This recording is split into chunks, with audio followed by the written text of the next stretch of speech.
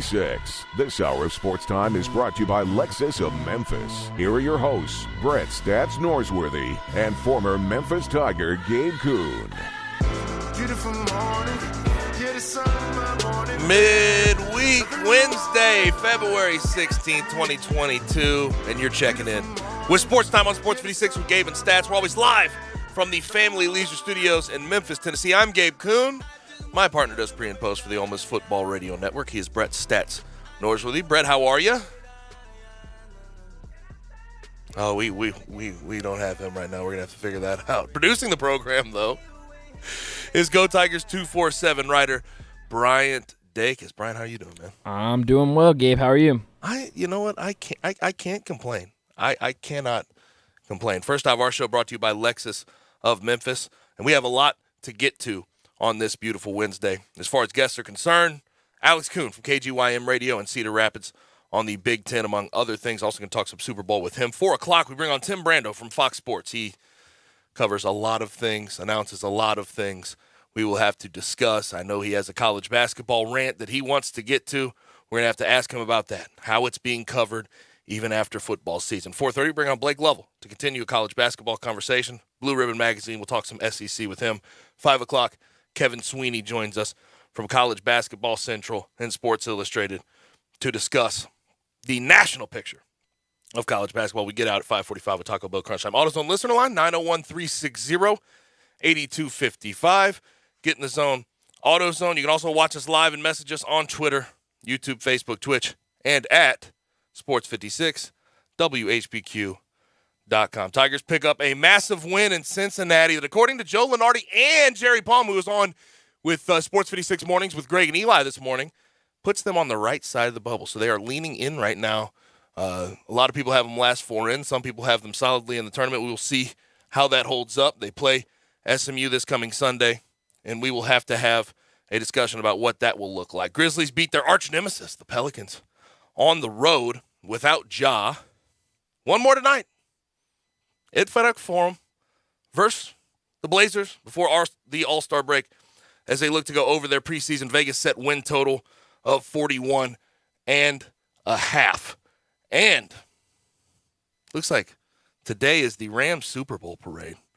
And that's a very interesting one going on right now. They changed the Hollywood sign completely from Hollywood to Rams House.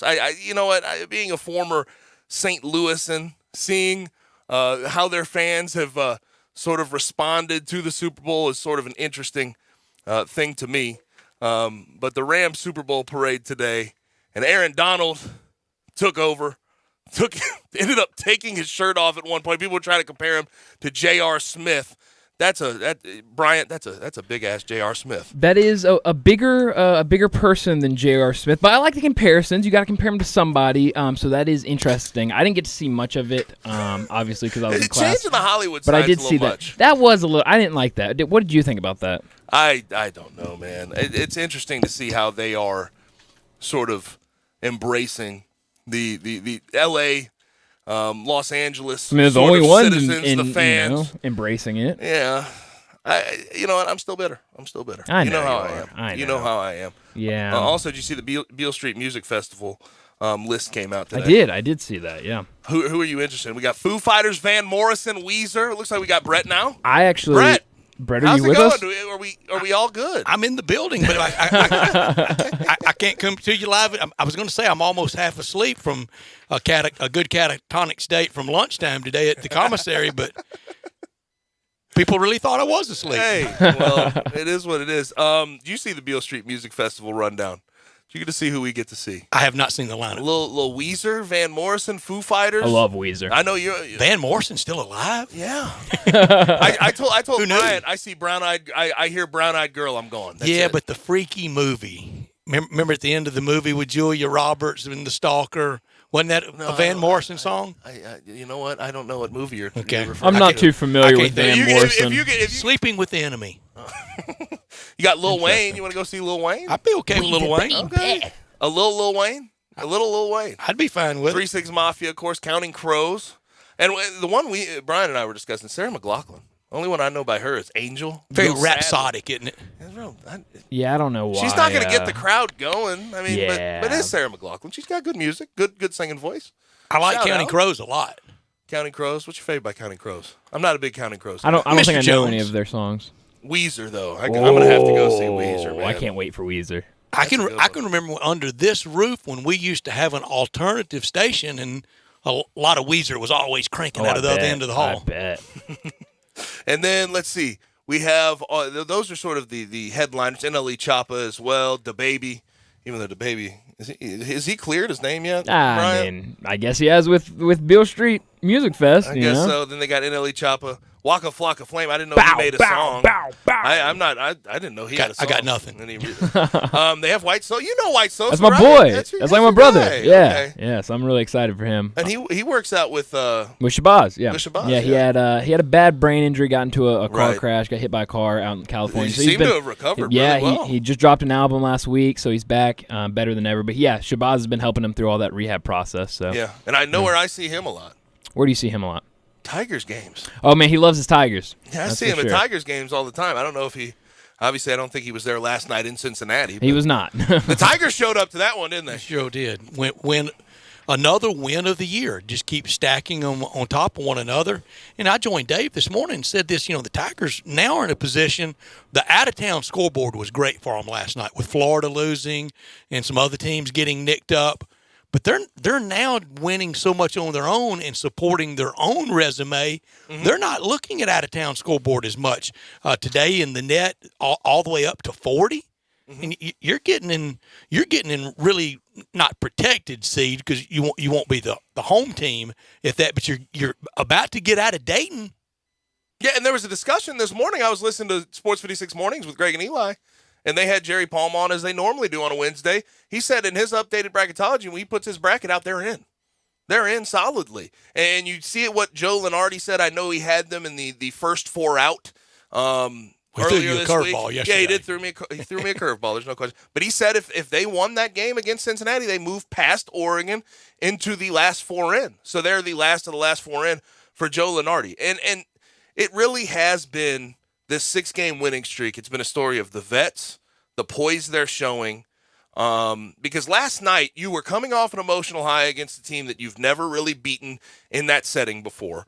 On the road, you're going against a struggling Cincinnati team. You could come out flat. They didn't really come out flat. They came out and they got on them and then held them off at the end. And Cincinnati, to their credit, to a certain, I know they didn't have a great shooting night last night. In the second half, they made some very timely, good shots, and the Tigers just responded every time. Look, we mentioned it yesterday, the first time to sweep UC Cincinnati since 94, 95.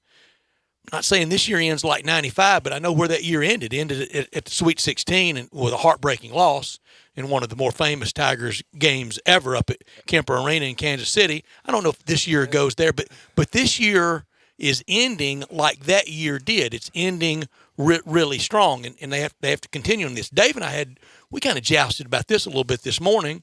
It wasn't that disagreeable.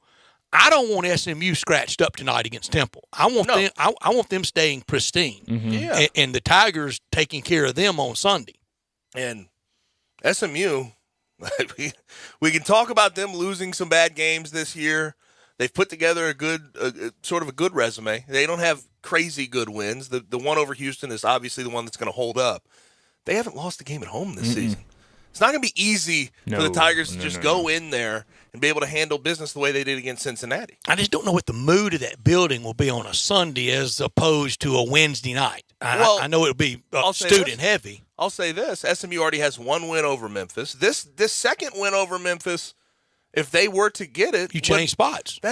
They're in instead of the Tigers. Then the Tigers have to start looking at out-of-town scoreboard. I would imagine the fan reaction to that, and you're talking about an 18-5 team, could be 19-5 by the time the Tigers play them. I'd imagine the fan reaction even on a Sunday, Brett, would be pretty substantial. Yeah, it should be hopping, and that's what you want. You're getting tested now for the NCAA tournament, and the Tigers, according to all the bracketologists, that our friend Shelby Mast at USA Today, they're firmly in. He texted me last night. They're in. And you look around, and Lenardi, he pulled the switcheroo today. Mm-hmm. And also back to the poise, 12 for 15 from the free throw line last night. Handled their business. Especially down the stretch. Well, Kept Cincy all night at arm's length. Yeah. Just made sure that Cincinnati never could get over the hump to possibly take the lead or win that game. you knew all night who the better team was. Yeah. Tigers only turned the ball over 12 times, That's big. which is 12 times for some teams is terrible, but 12 times for the Tigers is a great night out.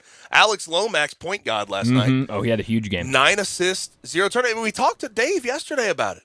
Talked to Dave Wolosh, and he said The plus he needs- 5. Yeah, and he said you need, if you're Alex Lomax, look to pass the ball.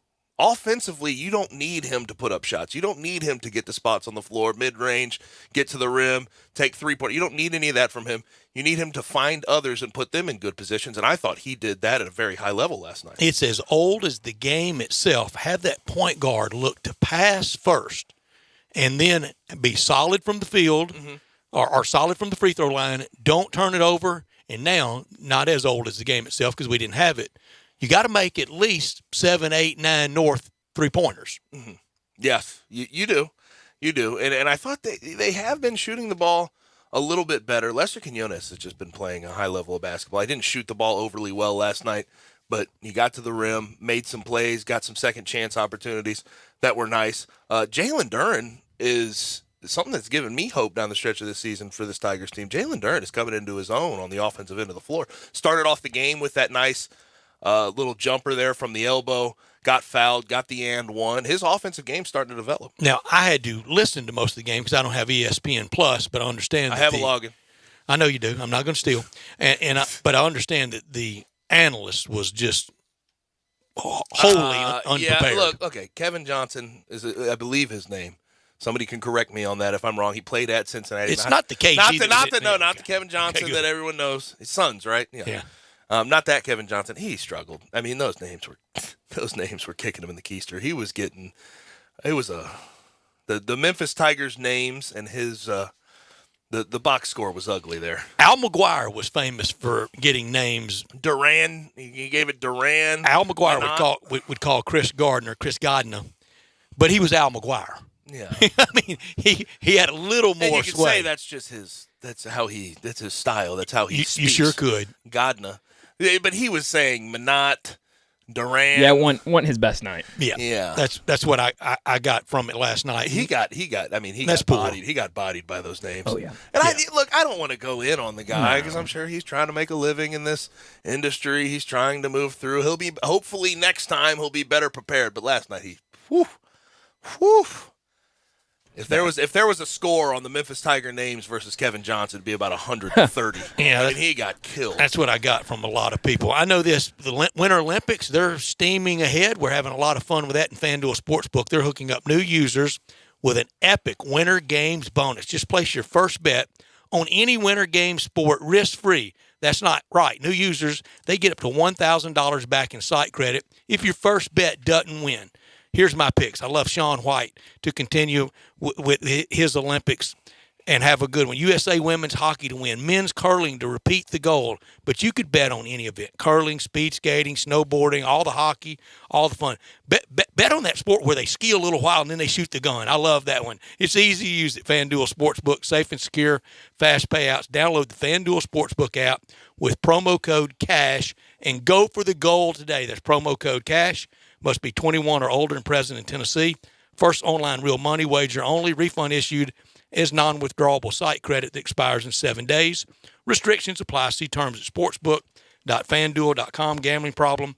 Call the Tennessee Red Line at 1-800-889-9789. This hour of our show brought to you every day by the one and only Lexus dealership in town. That is Lexus of Memphis at 2600 Ridgeway.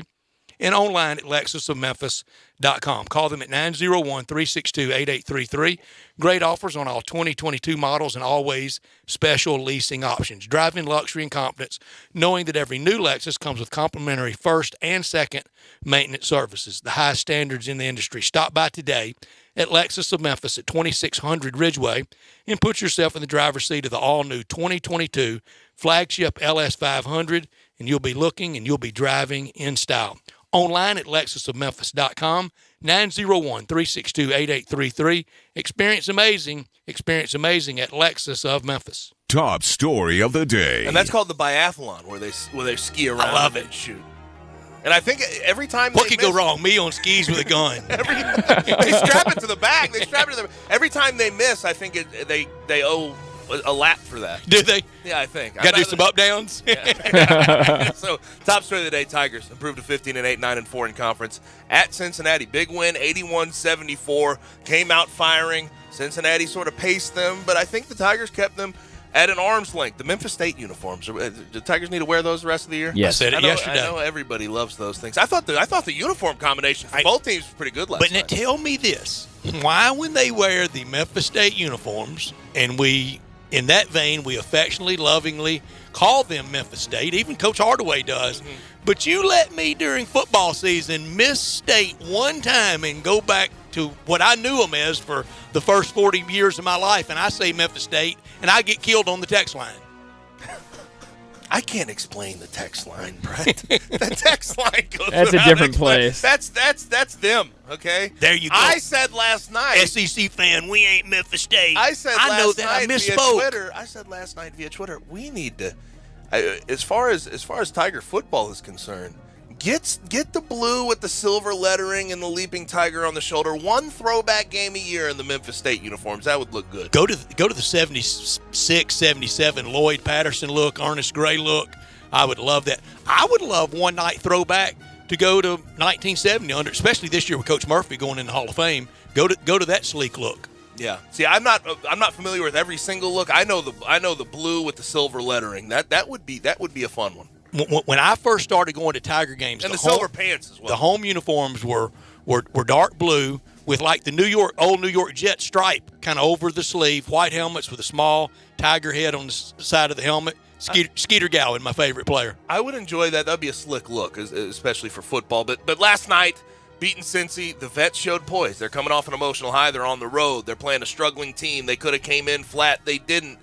They played them for the second time. Cincy could have came in with a better plan. They didn't. And Cincinnati made some shots in the second half to try to get back in the game, and the crowd started to light up a little bit. Tigers just Rebuffed. continued to work. 12 for 15 from the free throw line. Alex Lomax, 9 assists, 0 turnovers, sets up an unbelievable matchup on Sunday versus SMU. SMU has not lost a home game this season. If the Tigers can win that one, they put themselves in the driver's seat for an at-large tournament berth. Oh, switcheroo for me. Not Tigers is top story. Top story, we got so many of them. Grizzlies, they will close out the 60-game pre-All-Star game portion of their schedule tonight at FedEx Forum. I hope there's a big crowd. It should be. They've earned it. 41 up, 18 down, and a win tonight, and could go over a whopping 24 over 500. And tonight with the win, it'd be exactly a 700 winning percentage. 700 basketball. A Golden State lost tonight with a Grizzlies win, and there would only be one team in all of the NBA with more wins. A dream season is unfolding, and a potential NBA championship season unfolding before our very eyes. And the other thing that I've been pushing, they can go over 41.5 tonight, which was their Vegas preseason win total. I mean, you talk about expectations. I had them at 46 and thought it was too much. I had them at 42 and thought I'd be right there pacing it, and they're about to beat my number in one half of basketball. That's unbelievable. Not top story of the day. And I hate to go super negative with this one, but there's a report today. The NFL. I mean, I know that they'll always come out on top and they own everything, but we have the Daniel Snyder case, the Brian Flores case, a bunch of other cases. Now we have another one, a report from ESPN talking about the Cowboys. I'm stunned by the individual involved. Cowboys paying $2.4 million in a confidential settlement in 2016 for a voyeurism accusation in 2015. One of the cheerleaders, there's 4 cheerleaders involved who got paid this settlement. One of the cheerleaders alleged that she clearly saw Richard Dalrymple, who's the Cowboys' longtime senior vice president. I know him as Rich, and have known him for a long time. For public relations and communications, standing behind a partial wall in their locker room with his iPhone extended toward them while they were changing their clothes. So they're accusing him of taking pictures of them while they were changing. He came to the Cowboys from Miami. He had been Jimmy Johnson's sports information director forever at the U. I can't remember the guy's name that everybody got bulldozed when Jones bought him. But Rich Dalrymple has been like a member of the Jones family. Right. And very tight with Stephen and Jerry Jr. and with Charlotte and her now ex-husband, Shy Anderson. And what makes it even worse with that, with what you're mentioning, there's also an accusation from some of the fans who are watching, I believe, the 2015 NFL Draft. They saw him, and they're accusing him of taking upskirt photos of Charlotte, of Jerry Jones' daughter. I would bet whatever is in my pocket against that. That's one accusation that has been thrown out there. Now, the $2.4 million confidential settlement has been proven. That's something that did happen. The other thing, just an accusation at this moment, but just I don't think he would violate her with that family. I mean, he's like a member of the family, right? But just in general, stunning, wild story. Resignation turned in February 2nd. 100%, and the NFL. I mean, you don't need any more black marks like this, but they keep having them. Yeah, the off season for college football and the NFL, because that's when you can't really control the stories. You know, when the play is on the field, you're kind of in charge of the stories, and even something legitimately very bad that probably should get more attention. It doesn't in season because we're right back to the next week into the game. In the off season, and Gabe, you know this in the college football world, from kind of graduation weekend until Memorial Weekend when everybody reports back, almost any college football story is bad. Well, yeah. PR departments do their best to hide things until they want to release them. They do. PR departments and communication departments are good at doing that. And this is interesting because Rich Dalrymple is the vice president of the PR and communications department. He is, and now the one with the cheerleaders, I'm not pat. If they've settled, then that's tantamount to he was guilty. The literal and figurative violation of Charlotte Jones Anderson, I would don't believe. I would not believe. I would not believe Understood. for until I hear him go, yeah, Brad, it's true. Yeah. I wouldn't believe it. These are, again, the first part, very true, $2.4 million confidential settlement. Second part, upskirt photos of Charlotte Jones, Jerry Jones' daughter, not proven, just an accusation at this point. My not top story of the day, Tigers make it 6 straight over Cincinnati, playing their best than at any other time in the Coach Hardaway era. And I would love to hear this at the AutoZone text line, 901-360-8255. This is the best groove for Tiger basketball since when? It's definitely better than the 2 years of Tubby, better than the last 2 years of Josh. I guess since going to the last NCAA tournament run was the last good stretch, but this is a good one. Look, last night, 94% from the free throw line, but it was 80%. That'll do. Only 12 turnovers. That'll do. And 7 made threes. That's kind of the baseball / stat line the Tigers need the rest of the year. Free throws, around 70%. Turnovers, around 12 to 14. Made threes, around 7 to 9. That'll win you a lot of games. It will. It will. And by the way, speaking of Tubby, lost to Longwood last night. Longwood didn't cover though. They were laying the 8. They didn't. Told you I didn't love it. 70-66. I had my retirement fund on it. Really? No, I did not. No. On High Point? No, neither. As long as you had it on High Point. No, I don't think I've not ever wagered on Longwood or High Point. I have. So on FanDuel, Way to go, on FanDuel, they don't have the mortgage and the retirement fund button yet? No, and please Not don't yet. put one there. not even in car payment. When you saw after they lost to Longwood, he stepped down this morning. Tubby Smith did. So he's not the coach of High Point anymore. Step down immediately? Mm-hmm. I didn't know that. I did not know that. Mm-hmm. I did not see that. His son's going to take over, yep. Wow. Yeah. Saul's taking over? Gigi. Oh, really? Mm-hmm. Gigi to played look at into Georgia. that. Yeah. Wow. That missed me this morning. Yeah, it happened around probably 10, 11 came out. Yeah. Wow. That's a little switcheroo. That's That's worse than the surprise. Lenardi switcheroo. How about that? Lenardi, trickeration from Lenardi yesterday.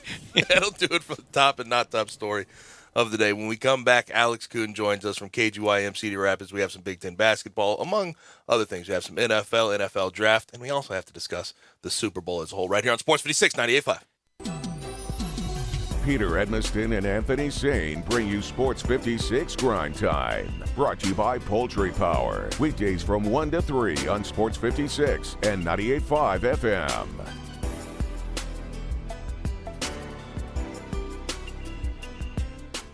So here's what car buyers are facing right now. Most dealerships have little to choose from or maybe some selection, but nothing to get excited about. Not at Auto Universe Germantown. I'm looking at beautiful top-of-the-line late-model cars and SUVs right here on Winchester off 385. Auto Universe Germantown has more luxury vehicles than I've seen in one place in a long time. Lexus, Infiniti, Audi, Jeep. Looks like every brand. How about Mercedes, Nissan, Honda, Chevy, Toyota? Affordable luxury. No haggle pricing. Come on by, ask for Zach. He'll take care of you. There's no wait time for service appointments either right here at Auto Universe Germantown. Call Robert at 901-751-7300 and get in now. Brakes, transmission, tire rotation, battery checks. Top technicians for all makes and models. Even collision repair. Everything you want in one place. 7300 Winchester, just off 385. You're going to love Auto Universe Germantown. Ask for Zach and tell him you heard about him on Sports 56. Finest pre-owned luxury vehicles made affordable. That's eautouniverse.com. I'm with John Burgos in the alley at the world-famous Rendezvous. John, it's so good to see you. How are things at the restaurant? Brett, things in the restaurant are fine, but like all restaurateurs will tell you, things are still not back to normal. Supply chains are interrupted. One week we can't find charcoal. Another week we're short on ribs. Another week they can't find the plastic bottles to fill our sauce jars with. I've watched in awe as our fellow Memphis restaurateurs have worked their way through these past months. John, always new and exciting things at the Rendezvous. People know we have Greek salad, vegetarian red beans and rice, and vegetarian nachos. But now we have desserts. Miss Barbara of O Taste and See has individually wrapped some wonderful desserts. We have key lime pie, chess pie, chocolate chess pie, and pecan pie. Not pecan pie, pecan pie. We also have a new twist at the Rendezvous. We now have outdoor dining. It's in the side alley along the Rendezvous, not the one in the front. And depending on the weather and depending on staffing, please call ahead to make sure we're open. And we hope it becomes a mainstay here at the Rendezvous. Mr. Charlie Burgos' world-famous Rendezvous in the alley in downtown Memphis. Searching for fun ways to spend your tax return? Boats for cats. Oh, flotation devices for cats. Don't waste it all on something silly. Spend smarter with Straight Talk. Get our Silver Unlimited plan for $45 a month with unlimited high-speed data and 5 gigs of hotspot data on the nation's largest, most dependable networks with nationwide 5G. If you're looking to get the most out of your refund, your search ends here. Straight Talk Wireless. No contract, no compromise. See terms and conditions at straighttalk.com. Hi, this is Troy Fiveash, owner of Fiveash Roof Services. As we all know, Memphis can be a hotbed for severe weather, and that weather can play havoc on our roofs. Most people don't know what they should do first when they're concerned about the condition of their roof. Call their insurance company, call a contractor, or trust a door-to-door salesman that's making claims that are hard to believe. My advice would be call the contractor that you know and trust. If you don't know any, research your local contractors and give 2 or 3 a call. I hope your research will lead you to us. Have your roof inspected, decide for yourself what you should do, and whether or not you should file a claim with your insurance company. It's your home, it's your policy, and it's your money. Don't let anyone pressure you into anything. If you give Five Ash Roofing a call, we promise personal service with a member of our family with no pressure and no hype. Five Ash Roof Services, proud partner of the Memphis Tigers and the official roofer of the Tigers home team. Five Ash Roofing, fair, honest, and ethical. 367-0050 or memphisroofer.com. Five Ash Roofing, it's what we do. We're here for you. Nestled in the heart of East Memphis, located corner of Park and Cherry, is a beautiful residential neighborhood. I'm here at Town Village Audubon Park interviewing a new resident, Carolyn. Share with us why you chose Town Village. Well, if your parents or special friends need to make that big move, let me share with you my experience. It was tough for me to leave home, but then I discovered Town Village. I would like to highly recommend Town Village to you and your loved ones. After looking at all the amenities and meeting all the people and staff, I was hooked. From restaurant, bistro, 3 meals per day, housekeeping, transportation, security, health care, physical therapy, exercise room, and even a heated pool and spa. Come see us and make your new home at Town Village. Visit us and call Daniel at Town Village Audubon Park at 901-374-7342. There's no place like home, Town Village. Listen Sundays at 11 a.m. to join Idlewild Presbyterian Church for worship. Idlewild is a PCUSA church located in Midtown Memphis. Do you know one of the best things you can do for your employees or family's health? Provide Arctic Clear bottled water. Arctic Clear bottled water is your locally owned and operated bottled water provider. Arctic Clear is 100% natural spring water with free delivery and setup, dependable service, and no long-term contracts. What an easy choice. Call Jeff Manus today, 901-382-2363, or visit arctic-clear.com. Arctic Clear bottled water. Call now, 382-2363. That's 382-2363. Now, back to Sports Time on Sports 56. This hour is brought to you by Lexus of Memphis. Here once again are Brett Norsworthy and Gabe Kuhn. I've been moving calm, don't start no trouble with me. Trying to keep it peaceful is a struggle for me. Don't pull up at 6 a.m. to cuddle with me. You know how I like it when you loving on me. I don't wanna die for Time to check in on Alex Kuhn. I'm checking on my brother, see if he's recovered from last week's vacation in Arizona. I know he wasn't at the Waste Management Open. If he was there, he'd need more recovery. Sunburn? Maybe. We'll talk to him. Let's bring him in. Alex Kuhn at Alex Kuhn 523 from KGYM Radio in Cedar Rapids. Alex, what's happening? How was it? Hey, guys, the recovery wasn't from, drinking or sunburn or eating. I don't know about you guys, but hiking. When you're, climbing things, my ankle and my Well, did you have hip proper shoes? I did have proper shoes, but my ankles are terrible. I know yours are as well. I think it's a hereditary thing. Well, my ankles got rolled up pretty good. He had to go backwards a lot. My ankles got rolled up pretty good. With big men with bad intent. And playing an entire football season on 2 high ankle sprains will give you some ankle issues for a while. But we can have bad ankles too, can't we, Alex? Yeah, I definitely do. I think it's a combination of things. For you, Gabe, it's yes, getting rolled up on, but also bad ankles. Yeah. At least, or maybe that's just me projecting my issues onto you. Well, and our short legs run in our family, and we have really big upper bodies. You want to tell me about short legs? we got running in your family. We got some big old upper bodies. Well, we got short legs and small upper bodies. Don't tell me about short legs. Come on, Alex. I'm 5'8". But another thing about out there, and it's so nice, there's a reason why everybody out there looks so healthy is because they're able to get outside so much. Yeah, you can tell that people are outside. Everybody has a glow. They do. They have been out in the sun, and I was definitely jealous. And they know they live in Shangri-La too, and they almost rub it in. Yes, you should have made it out to the Waste Management. That looked electric. We actually got out of Scottsdale as that was happening. Probably a smart decision. Yes, and we had to be mentally prepared to navigate Scottsdale through Waste Management Open fans and I bet there's some tough traffic. The event itself. I bet there's some tough traffic. They do the traffic. And that stadium where the Cardinals play in Glendale, it's pretty removed from Tempe and Scottsdale proper. All by itself. I mean, it's out there, and that's where Super Bowl 57 will be next year. Alex, for a long time, until I went to the Rose Bowl game, I won't say I looked down my nose, but I just didn't get how much the Big Ten types so valued that trip to the Rose Bowl game.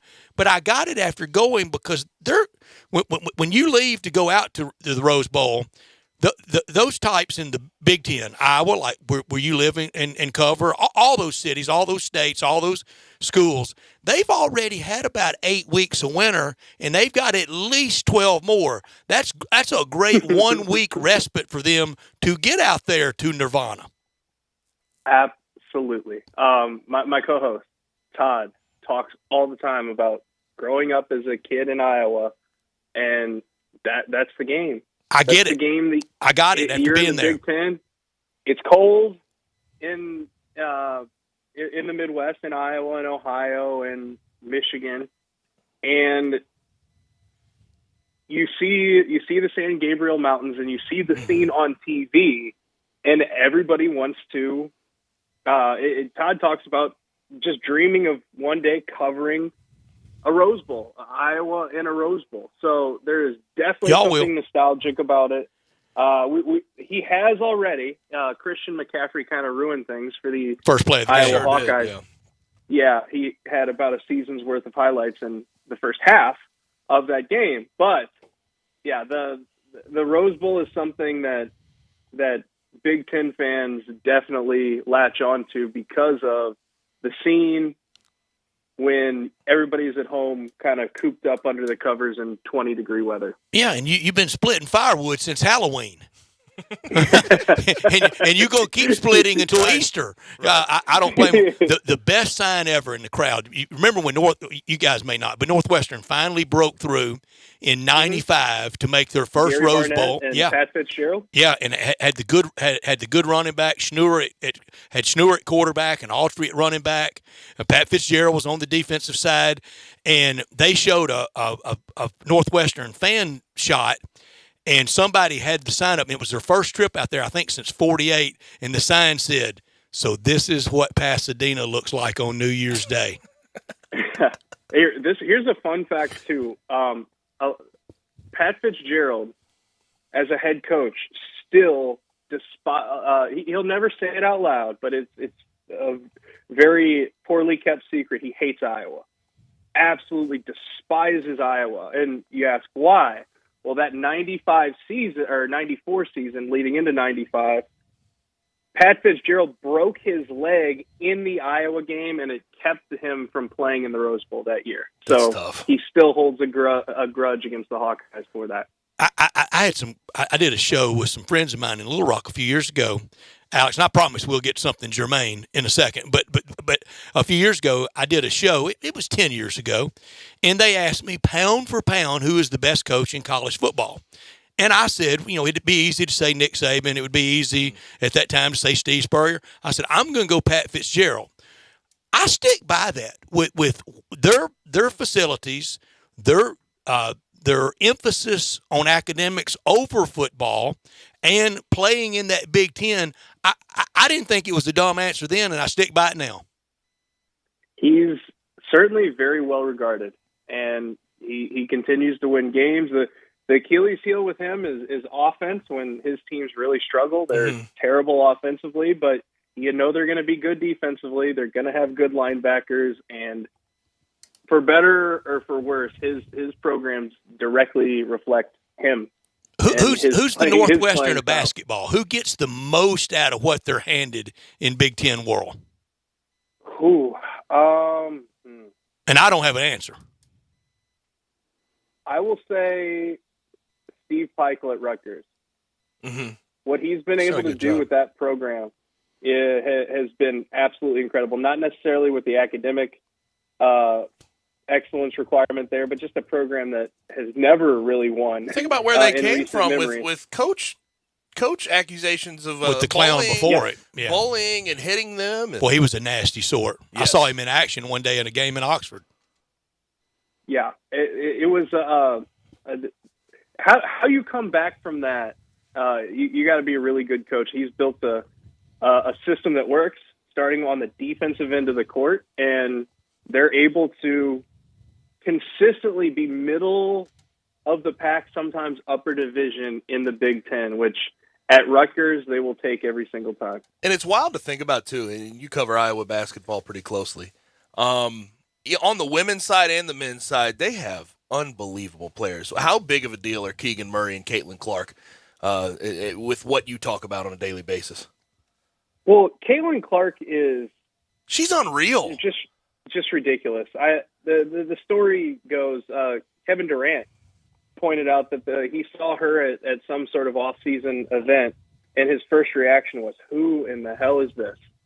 I mean, when you have the best player or one of the best players in the world pointing out Caitlin Clark, it's not every day that Iowa gets a player like that. And they had Megan Gustafson, who was their best player of all time. Just a couple of years ago, they make an Elite Eight run, and then they recruit this player who's the number 5 ranked player in all the country out of high school. Notre Dame, she was interested in Notre Dame, but she chose to stay home. She's a Des Moines area kid, and it's not often that someone with those types of expectations as the biggest recruit in Iowa basketball history come in and exceed expectations in like 10 games.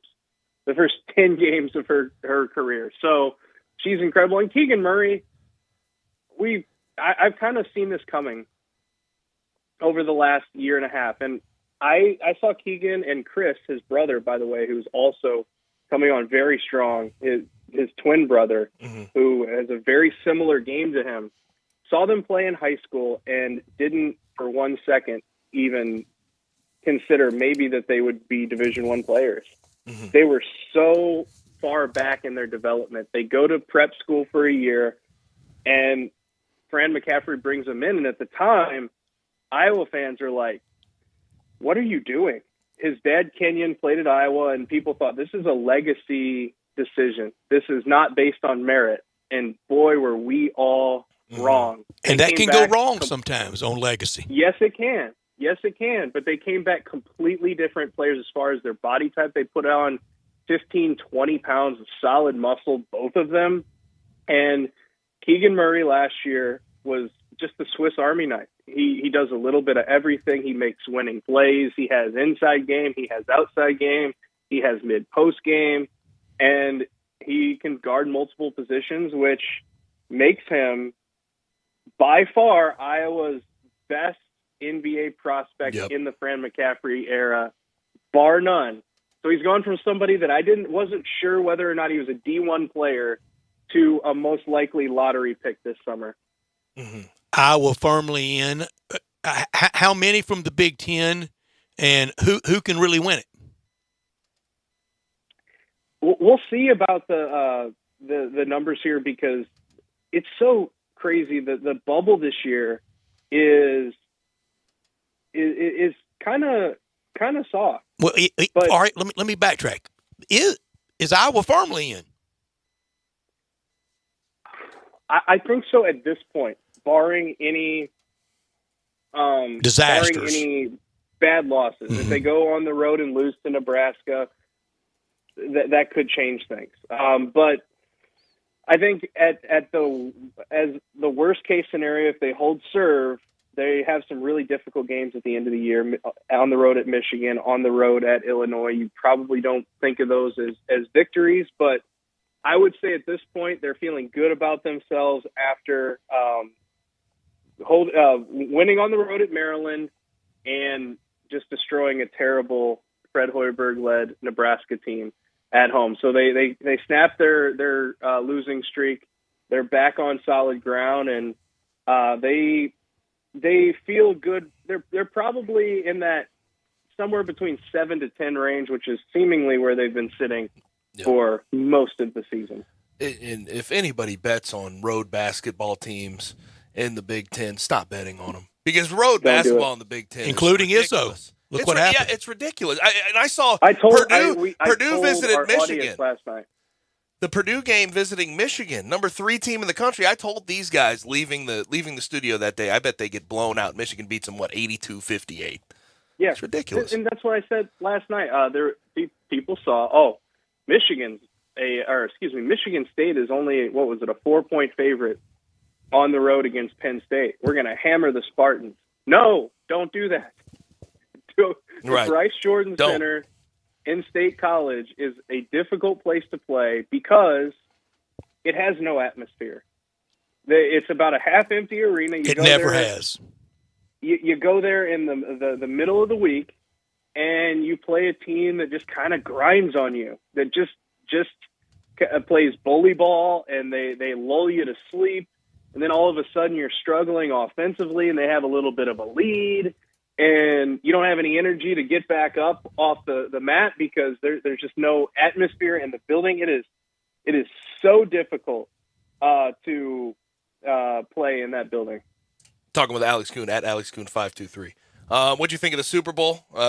Play out just about how you expected? Or did you expect the Rams to win by a little bit more? No, I mean, what was the prediction I gave on the show? You were pretty close. Yeah, you were like 4 off.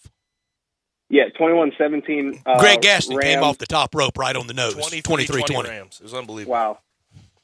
There was a lot to unpack from that game. Just another injury that sort of derails a game. Odell Beckham Jr. In that first half, just horrible to see that happen at that point in the game. And then it was a little bit of a slugfest, and the Bengals had their chances to stretch that lead out. They weren't able to. Tyler Boyd dropped a pass on third down. Don't know if he'd have gotten to the stake, though. It was close. He would have had to fall to have got there. But should have caught after that, the Rams come down, they score, they take the lead, and then you just got to give credit to one of the best players in the NFL, in Aaron Donald, for making two plays at the biggest time. And you knew he would. And his motor late in the game, and Gabe and I talked about it all year, in the fourth quarter, he's not even breathing hard, Alex. Yeah, he was pretty much not a non-factor, but he was pretty much a. You didn't know he was on the field in the first half. In the first half, they really hit him with the short passing game, but they had him triple team too. Didn't get discouraged. A lot of defensive linemen would get discouraged by that and would continue to be a non-factor because they're tired in the second half, but not him. We got to give Von Miller some credit too. He shows up in the big games. He showed up in 2015 for MVP. That playoff run, and then he showed up, I think, the other night too. Real quick, we're pushed up against the break. Matt Stafford debate. Where do you stand on this whole Matt Stafford Hall of Fame mumbo jumbo? He's a number one overall pick, all-time talent, or is an outstanding talent who has put up incredible statistics. He's now gone to a good situation and won a Super Bowl. He spent 12 years with the worst organization in sports, never complained, and I think that the Super Bowl, the statistics, and the fact that he has plenty of football left, he is well on his way to being a Pro Football Hall of Famer. Yeah, give me a little more and fill out the football card. I think he has he's there. Plenty more in him. I mean, 41 TDs this year at age 34. Looks like he has a lot more. That's Alex, a good story. Appreciate it, man. Alex, thank you. Have a great week.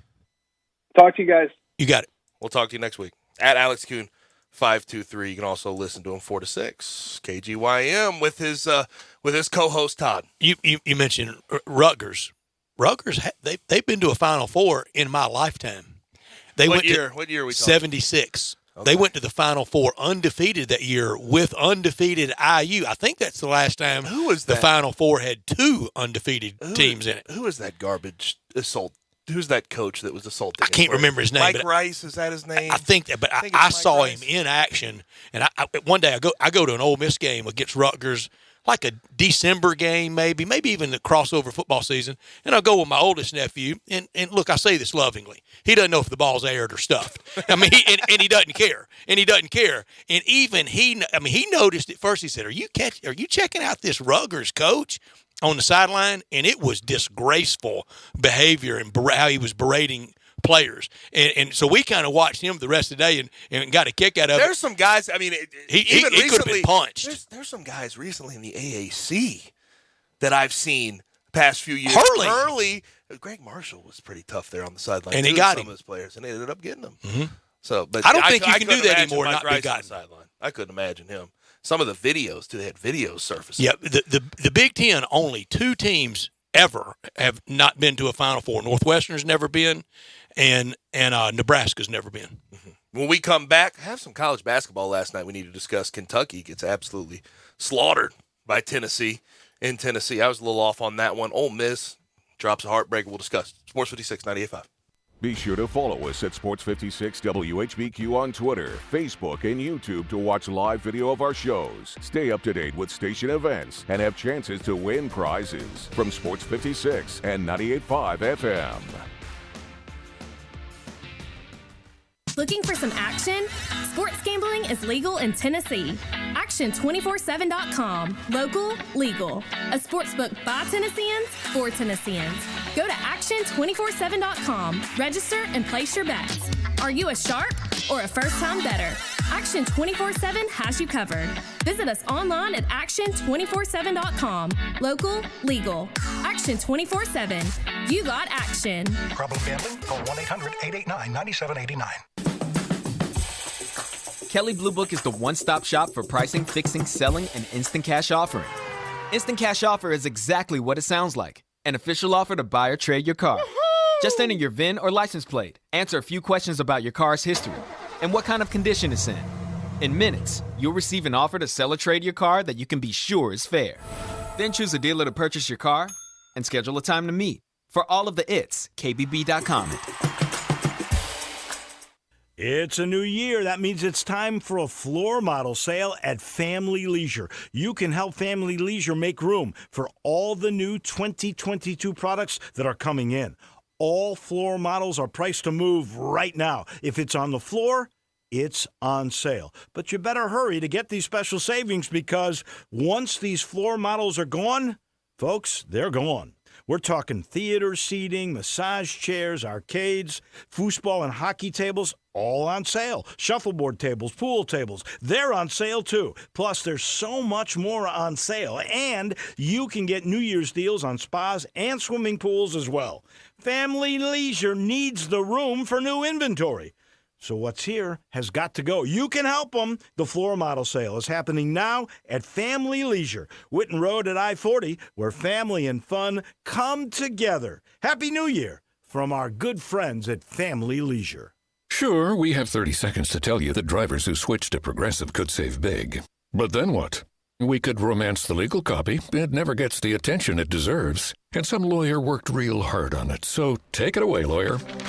Progressive Casualty Insurance Company and affiliates. National annual average insurance savings by new customers surveyed who saved with Progressive in 2020. Potential savings will vary. Now that was some beautiful legal. Well done, lawyer. Well done. A good friend of mine told me about this awesome place for lunch. Oh, yeah? What's the name? Neil's Grill and Bar, where the fat man rocks. Everybody knows Neil. Where's it located? It's located in Yorkshire Square off of Quince. And what's it like? The best lunch place in Memphis. You know, like real mashed potatoes and gravy. Everything is made from scratch. Monday through Friday, daily lunch specials like Monday baked chicken, Italian Tuesday spaghetti, ravioli, Italian spinach, delicious fried catfish, fried chicken livers every Wednesday, Friday, Salisbury steak, barbecue chicken, or if you just want a vegetable plate, the best veggies in town. What about the lunch price? Meat and 2 veggies, $7.95. Meat and 3 veggies, $9.99. And veggie plate, $8.95. Big fat boy portions, man. Man, you're making me hungry. Come hear the best live local music at Neil's. Eddie Smith plays Sundays 5 to 9, Mondays karaoke, Tuesdays Debbie Jameson, Wednesdays Elmo and the Shades, Thursdays John Williams and the A440 Band at Neil's. Where the fat man rocks. Hey, Mid-South, get ready to ride at Gossett Chrysler Jeep Dodge Ram Fiat on the Pike with the President's Day sales event. You want 2021 Jeep Renegade Latitude? We Gossett $359 a month. How about the Muscle Masterpiece 2021 Dodge Challenger GT, only $529 a month. And Ram 1500 Express Quad Cab 4x2 returns for 2022, and we Gossett at $559 a month. Come see us trade up, and we'll give you more for your ride at Gossett Chrysler Jeep Dodge Ram Fiat. So drive past the rest and come for our best, or shop online anytime at GossettMotorCars.net. If you want it, we got it at Gossett Motor Cars. All 75 at 3.99, 3,500 down. Must finance through Chrysler. Chrysler Capital Bonus Cash 500. Renegade MPN 271.83. MSRP 28.5. Challenger MH66 5256. MSRP 37.475. Ram NS 148 241. MSRP 38.930. Includes all rebates and incentives. PF 695. Excludes tax title and license with approved credit. See dealer for complete details. Offer valid through 2/28/22. Dealer stock only.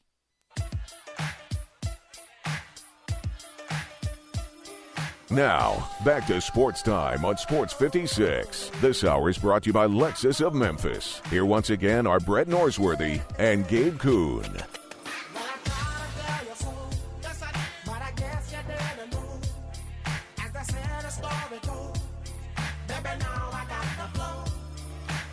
We had some damn good college basketball last night. Providence, your Providence Friars drop one to Villanova, 89-84. That's not a bad loss. Colin Gillespie, and he's been there for a long time, but 33 points last night. He means so much to that Villanova team. And it's Jay Wright time of year. Well, Jay Wright has relied on Colin Gillespie so much these past few years to be the guy, and obviously he had the injury, I think, 2 years ago. You know I'll take any opportunity to pick at John Calipari.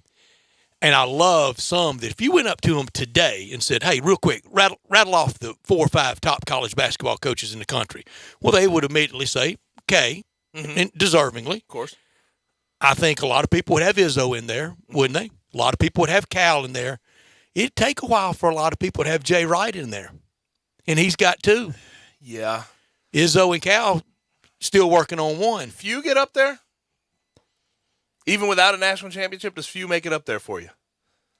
Yeah, but we got to go a few more names. A few more names. Bill Self before him. Yeah, I get that. The Friar is scary as hell. The Friar. Oh, they no, need to do it's something about the Friar. And I know they've probably had that mascot for a long time, but that thing is creepy. It is creepy. It's big right there head. up with the Boilermaker. The Tiger opponent in the 73 semis on Saturday afternoon at the arena, the Checker Dome in St. Louis. The Friar scares the hell out of me. Duke last night barely holds off Wake Forest. Wake Forest might be the second best team in the ACC. Mark Williams gets a layup with just a second to play, 76-74. Duke barely holds them off. Wake Forest, I think, is on their way to a bid. And Krzyzewski with a medical incident. Again. Yeah, that was tough to see. Do we have any updates on what transpired? They said after the game he was doing better. I haven't seen anything today. I'll see if I can find something. I saw where it was, medication issue maybe. And it happened. Some of the garbage that's on Twitter. Just that blanket story of Mike Krzyzewski will not return tonight, medical incident, might even not collapse, but felt a little faint. Right. And some of the responses to that. Seriously. Well, don't. Yeah, I know. Don't dive Why in. scroll down? You need to put on a hazmat suit to go in some comment sections on That's Twitter. true. That's I mean, true. My gosh. Also, last night. Those people are breathing the same air we breathe, though. That is true. That's true. Well, not in my general presence, I hope. I hope not, too. I don't see Bryant trolling on Twitter. I don't see you trolling I on try Twitter. not to. Too much. No. Too much. Ole Miss, heart ripped out last night. 68-68 at the end of regulation versus South Carolina. They lose 77-74 on a half-court heave from James Reese. Bitter, brutal year. Yeah. A lot of reasons why. And Gabe, a really bad combination is to be not very good and have bad luck. Yeah, and Ole Miss has had that. Their injury luck has been awful. It's If been here's the thing, they're 12-14. I think if they would have had Jarkel Joyner and Deshaun Ruffin on the floor at the same time for a substantial part of the year, I think they'd be a winning team. They wouldn't be 13 out of 14 right now in the SEC. I don't either, but why was Jarkel coming off the bench last night though?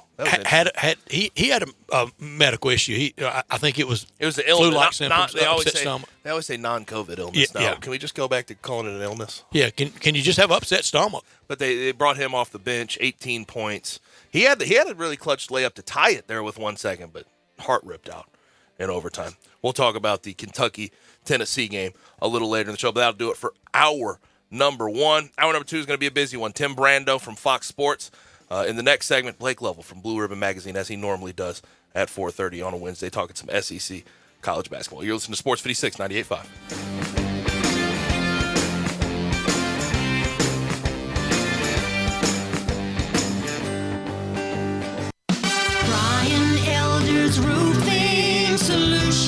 I'm Brian Elder. There are a lot of ways to ruin your roof. Probably none worse than ice and snow. Google the term ice dam, and you'll understand that standing snow and ice can destroy your home's interior. Call me, 867-0303. Damaged ceilings or interior? It's time to call Brian Elder Roofing, 867-0303. We're a platinum preferred contractor with Owens Corning, so we've been vetted and trained by the best.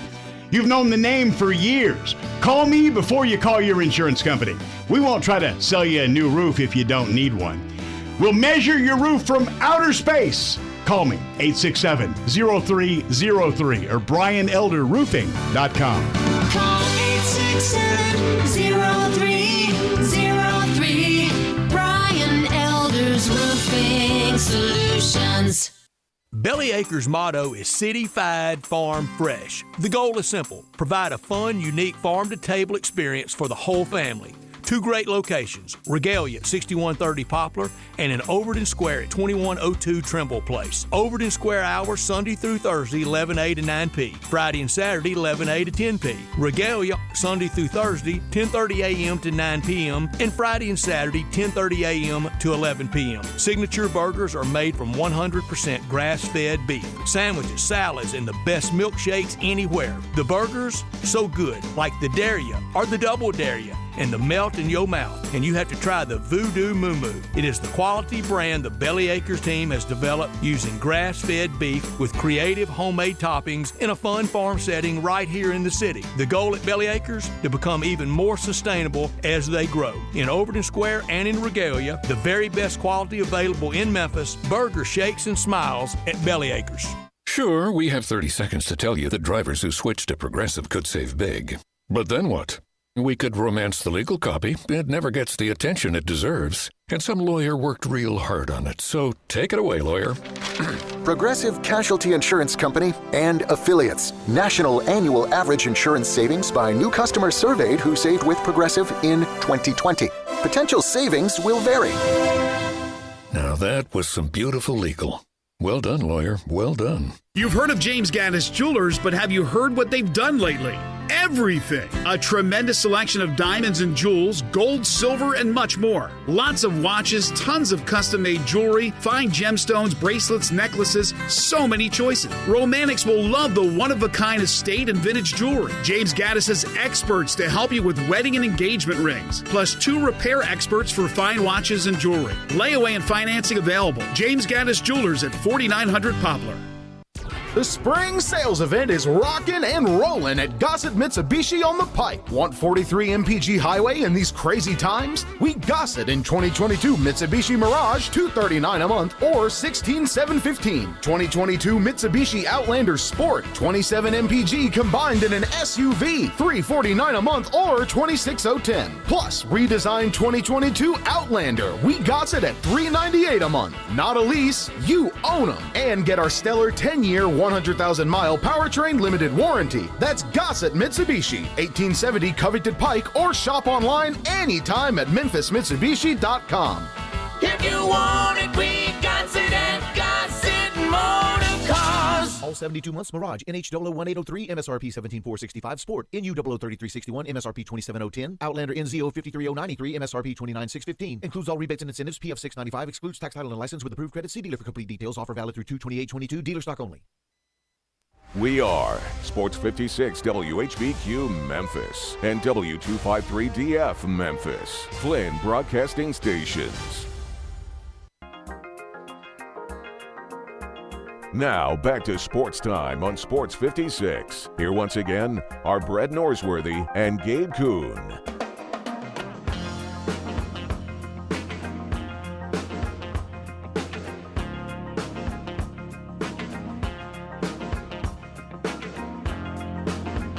Hour 2 is upon us on Sports Time on Sports 56 with Gabe and Sense. Tim Brando in just a moment. AutoZone listener line 901-360-8255. Questions, comments, and concerns can go into there. Get in the zone, AutoZone. You can also watch us live and message us on our socials, Twitter, Facebook, YouTube, Twitch, and go to our website at sports56whbq.com where we have our featured audio and every hour of every show, every day, the podcast will be up. Before we bring on Tim, we didn't get to this Kentucky-Tennessee game. 76-63 Tennessee. I was way off. Road basketball in the SEC is tough, too. The Tennessee backcourt, it's young, but it's really good. I don't know if they got enough up front to go deep, and Rick Barnes has had trouble going deep. And Oscar Tshiebwe got picked apart by John Fulkerson last night. He took him away from the basket. Fulkerson had that old man game. He did. Yeah. He ain't getting any younger. And he reversed the clock, turned back time a little bit last night. Tim Brando will get this historical perspective. I think John Fulkerson came in at UT right after Ernie and Bernie in the late 70s. He's been there a while. Let's go ahead and bring in Tim. Very pleased to be joined by Tim Brando, national sports commentator for Fox Sports. Tim, how are you? Good, Brett and Gabe. Great to be with both of you today. How are you? It is good to hear your voice, Tim Brando, Mr. Iron Unkind. How are you? I'm good. Getting a little bit of a break without any weeknight games this week. I did 3 last week, and I leave Friday for Connecticut. I've got the Huskies and the Musketeers at 11 Central on Fox this Saturday, and then home for a few more days, and then when I leave next Wednesday, I'm basically going, home. I'm home for laundry between then and tournament time. So it's what you were born to do, though, finish Tim. line with a flurry here. You were born to do this, and a lot of the big break a good break. I won't say the big break, but a really good break happened right here in Memphis for you. Sure did. I have great memories of my time in Memphis, and I think probably other than Baton Rouge and getting to do Dale's games at LSU and hosting his show, and they started a thing called Tiger Vision there at LSU, which enabled me to get some videotape. It was that tape actually that helped get me a package of games on WPTY with George Lapidus. There's Yes, a name sir. from the past. Yes, right? sir. We think of him every day in this studio. Yeah, with George, I think we did about 11 or 12 games on WPTY, Channel 24 there. And that same year, and I didn't know this was going to happen, I did my first games, I think, for them in November or December. I was then hired by Snuffy Smith, an old producer, did the NCAA tournaments, to do Metro Conference games in conjunction with Sports Productions Incorporated, which Jimmy Rayburn, who would later become the executive producer of Raycom Sports, that's how my relationship with the ACC and the SEC really got rolling. This is all pre-ESPN. This is all before I even got to ESPN in 1985. So those years, 83, 84, the Little General and Keith Lee and William Bedford and all those guys, it was just a blast. And gosh, one of the guys that left the team after I worked with George, John Albright, who was the backup guard on those teams. John and I did the games, I think, after he had graduated the next year of the 84 season. It was a wonderful, wonderful time for me during that period, and that helped me get to ESPN. As they say, after that, the rest is history. And Tim, I'm looking at your Twitter right now. If anybody out there listening to us wants to follow Tim on Twitter, it's at Tim Brando, not hard to find. But I'm looking at this timestamp 22 hours ago. Your annual rant on college basketball's lack of electronic media coverage needs to be said, and I think it's very well done. I think it's very well said. We're at the end of college football season, college basketball. We're coming down the stretch. Don't want people to miss out on it. Well, the thing that doesn't make any sense to me, and I get that in this part of the world. I was born and raised in Louisiana. I get college football is king. I love college football. But I also love college basketball. What I don't understand, this is more of a critique of my industry, the electronic media. Now, you noticed I said television, okay, electronic media. I'm not talking about podcasts. I'm not talking about local radio. I'm not even talking about satellite radio, okay? I'm talking about the networks that cover college football every night in prime time with multiple games that we're watching. Okay, these networks are all there. I work for one of them. I've worked for all of them at some point in my life. Okay. What I don't understand is how can you have college basketball on in prime time every night of the week on said cable network, and then when you turn on the television the next morning and listen to every one of these stinking Embrace debate shows, not one mention of college basketball is ever made. I mean, what sense does that make? That the networks that are paying rights fees to cover college basketball then have these hosts of these, screen fests that are on the air all damn day long, and they don't cover college basketball at all. If they do cover it, it's only about which great college basketball player is going where in the upcoming NBA draft. So true. It has nothing to do with the college game. So, yeah, it pisses me off. And Tim, and Gabe and I both, and look, Gabe played football at the University of Memphis. You know how much I love college football and my association with Ole Miss. I mean, I consider myself probably a college football guy first, but I like all seasons. I think there is a time to put the footballs up and get the basketballs out. And I'm with you that on the national level. Now, look, locally, we handle college basketball. We just had Gabe's brother on from Cedar Rapids, Iowa, to talk Big Ten. Right. We've got you on. We got Blake Lovell from Blue Ribbon Magazine. We got Kevin Sweeney from Sports Illustrated. But we need the national people to not make college basketball a niche sport. Well, they are making it that. They are. and they're cheapening, and you even see it now on various and sundry broadcasts. Listen, we don't do it at Fox. I will say this about Fox: when we cover a college basketball game, we're covering a college basketball game. I mean, you're not going to see us talking with some NBA scout giving us the skinny on where a player projects in the upcoming NBA draft during 6 or 7 minutes of a college basketball telecast on Fox.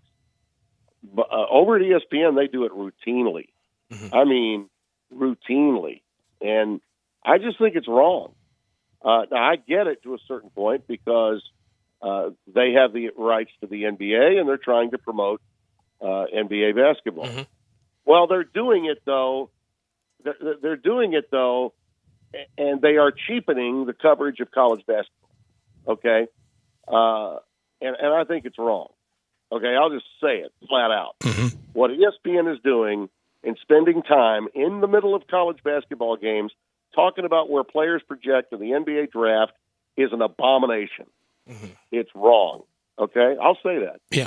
And a lot of times it's not the announcer's fault. Okay? I'm here to tell you. Some of the announcers that they have, some of the young ones I've mentored, and they could be having a wonderful telecast, and then all of a sudden, at the under 12 timeout of the first half, they're going to spend 6 minutes interviewing somebody while a basketball game's going on. That's just wrong. Okay, it's wrong. They know it. They don't want to do it. They're being told to do it. Okay, and it's above the producers' heads. Okay, somebody in a suit in Bristol, Connecticut, is telling him to do that. That's wrong. Okay, I mean that's flat. But again, I will also say this: it falls on the commissioners of the conferences, okay, to call them and say, "Hey, are you guys covering our sport or not?"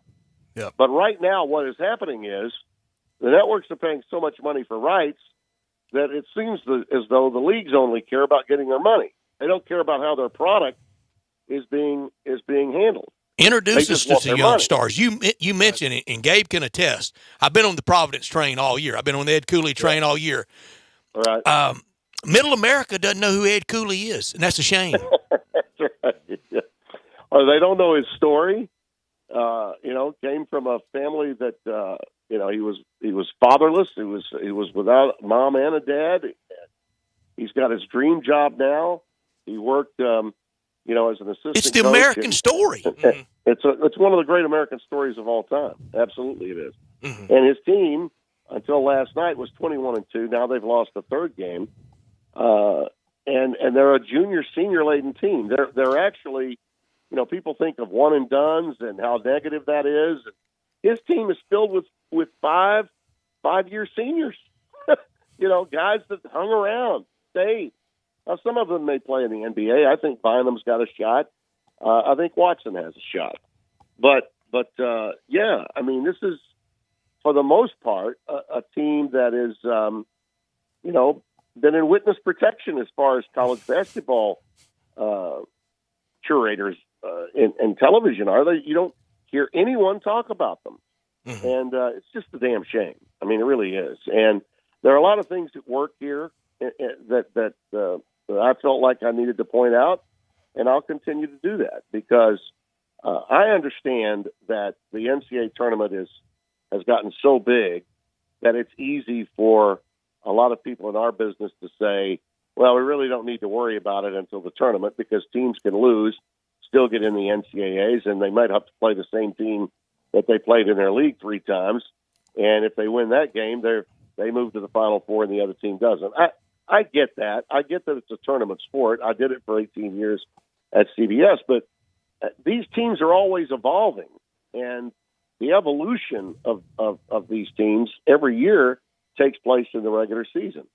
And it seems that we've reduced the conversation in college basketball to this. Okay, to 3 weeks, so you get a bracket in your hand. You get 3 weeks, and the conversation that you're going to hear. Here's the narrative. Okay, the narrative is the bubble.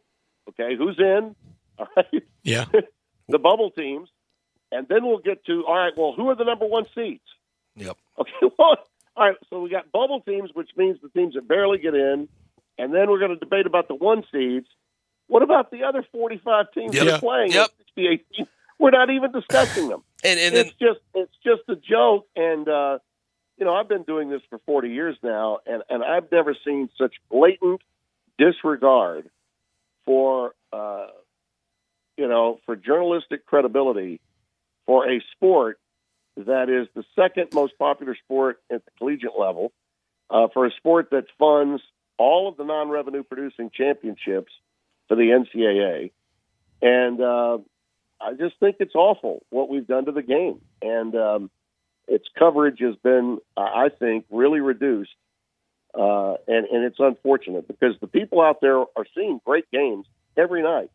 I mean, if you're watching college basketball on a Wednesday night, wouldn't you think that you might want to talk about it a little bit on Thursday? Well, none of these networks are talking about it, and they just aired it the day before. Okay, and I'm not talking about shows that are pregame shows or halftime shows or anything that's connected to the game coverage. Okay, I'm not talking about shows that are wraparounds, the guys that are doing their jobs before and after games and at halftime. That's not the kind of programming I'm talking about. I'm talking about what you wake up to at 9 o'clock in the morning, which are, a panel of 2, 3, or 4 people yelling and screaming at one another about whether Tom Brady has anything left, whether LeBron should or should not be pissed off at one of his teammates. Or be teammates with Bronny. That's the kind of show I'm talking about. Yeah. Okay? Yeah. Is Tom Brady coming out of retirement? Let's hear. Let's hear Tim Brando's. I'm just kidding. No. But I'll even add one to that. You talked about top seeds, so the number 1 seeds. You talk about the bubble and also top 5 picks. It's all about draft picks. It's all about the NBA. Where are these guys going to land? And they point to those guys before full teams. And I saw a full team last night. We brought up Providence. I saw a full team in Villanova and Jay Wright. And what Jay Wright does, I think, goes under the radar. It's unbelievable to see what he does year in, year out.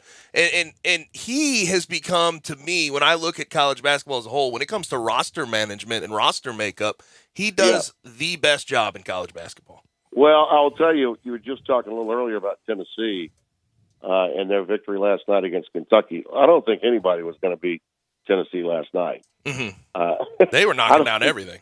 They were just knocking down everything, and Barnes had them really ready to go. And, what Rick is doing now, and I think we're seeing it as his team evolves in the second half of the season, his team is an older team.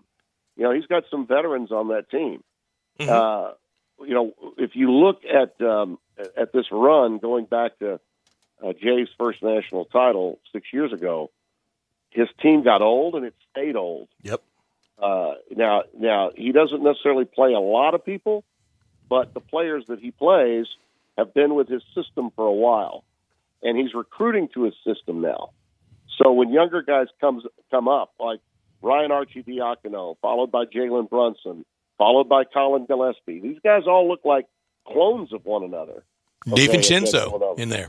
Yeah, DiVincenzo, who was a little bit of a wonder kid and was so good in the 18 Final Four that he got out of there. Yeah. Okay, he went from a second rounder to damn near a lottery pick after the shot he knocked down. So these are examples of playing to a standard that the school sets. And I think that's what Rick is slowly doing at Tennessee. It's what Jay has already done. I think really with Coach K getting out after this year, the standard bearers for college basketball, the baton is being passed really to Tom Izzo and Jay Wright as the two most well-known, most highly thought of influencers among coaches in college basketball. And Jay is in his late 50s. Tom is about my age. He's about 66, 67. I don't know how much longer these guys are going to get to do it. I do know this. The 76ers came after him twice. He's not leaving. Jay loves being the Villanova head coach. That's going to be his job forever. And really, Ed Cooley, you were talking about him. This is his dream job. One of the great things about Big East basketball is that most of the coaches, not all, but most of the coaches in the Big East, but they have reached their summit. Yeah. This is the mountaintop. This was the job they wanted, and they're not looking to go anywhere else. And that's, at schools that don't have football and it's just basketball, this is their deal. This is as good as it gets. And I can tell you that the environments in these places is really special. And I'm doing primarily now Big Ten and Big East basketball, so I see quite a bit of it. The very familiar voice is Tim Brando. We see him. We've seen him through the years. We followed his career. We love it. Tim, I'm going to crack a joke that only about 5 of us will get. We were kind of cracking on this when we brought you in. Fulkerson, the big man at Tennessee, did Stu Aberdeen recruit him, and did Haywood Harris write the press release? Oh, man. Boy, does that bring back memories. Doesn't it? Goodness gracious. It does. Oh, gosh. I want you to go down. When you mentioned Haywood Harris, Yeah. I think I'm waiting for him to pick me up to take me to the Ye-Old Steakhouse. You better on Friday night. Yeah. And they would at Tennessee. Probably the first great promotion sports information shop coming out of the war with Gus Manning and Haywood and then Bud Ford and David Grimm, so many names that we know and we appreciate. Tim, well, think about this. Think about this. You're doing SEC football. It's Dave Rowe, Uncle Dave Rowe, and me doing the Jefferson Pilot early window SEC game on a Saturday. It's 1994 or 5. Yeah. And Gus Manning and Haywood and all those guys are taking us to dinner. And they did this with every broadcast team that came in there. They do it with Ron Franklin and Mike Gottfried. They do it with Dave Rowe and myself. Took the radio guys. All the radio guys would come. Yeah. So we were going to. So normally when you sit down at one of these big tables and everyone's there, John Ward's there, okay, usually at most places they would want to hear the announcers telling stories, whether it's John Ward or Dave Rowe, who played for the Raiders with Kenny Stabler, who had a lot of snake stories from the Super Bowl team. But no, we would sit and listen to Gus Manning and Haywood tell story after story. Even John Ward couldn't get a word in with Gus. I mean, it was just legendary. Unbelievable. It was just my friend Bino Cook, who passed away, as you know, and years ago, was so near and dear to me. He was an old sports information man at Pittsburgh before he went to CBS as a publicist and later ABC and then on to ESPN, where he worked with me on the original Game Day. He used to tell story after story about these guys that he met that were old sports information directors. Don Bryant at Nebraska, the Silver Fox, Bud Tallman, who was a counterpart of his over at Penn State with Joe Pa. And we'd get to Gus Manning and Haywood Harris and just the amazing stories that would be told about those guys. And, they were the mouthpieces to us as broadcasters back then to tell the stories that they were telling us. It was just a wonderful time. Great characters. Miss them all. Yep. Last thing for Tim Brando from Fox Sports. Heading into tournament time, what do you think of the top of the sport? Who are your guys, your teams heading into tournament time? Well, there's so many. I think at least a dozen. How many? Teams, Okay. Can win it? I think at least a dozen teams could win it. Good. Yeah. How many can go to the Final Four? I mean, just make an appearance. By example, Ty got hurt for right. Kentucky, right?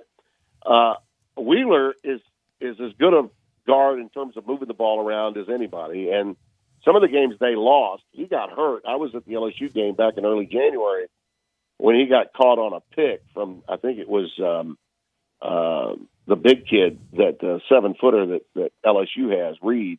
Mm-hmm. And he left the game, didn't come back. And I think that was probably the difference in LSU winning the game, was him being out.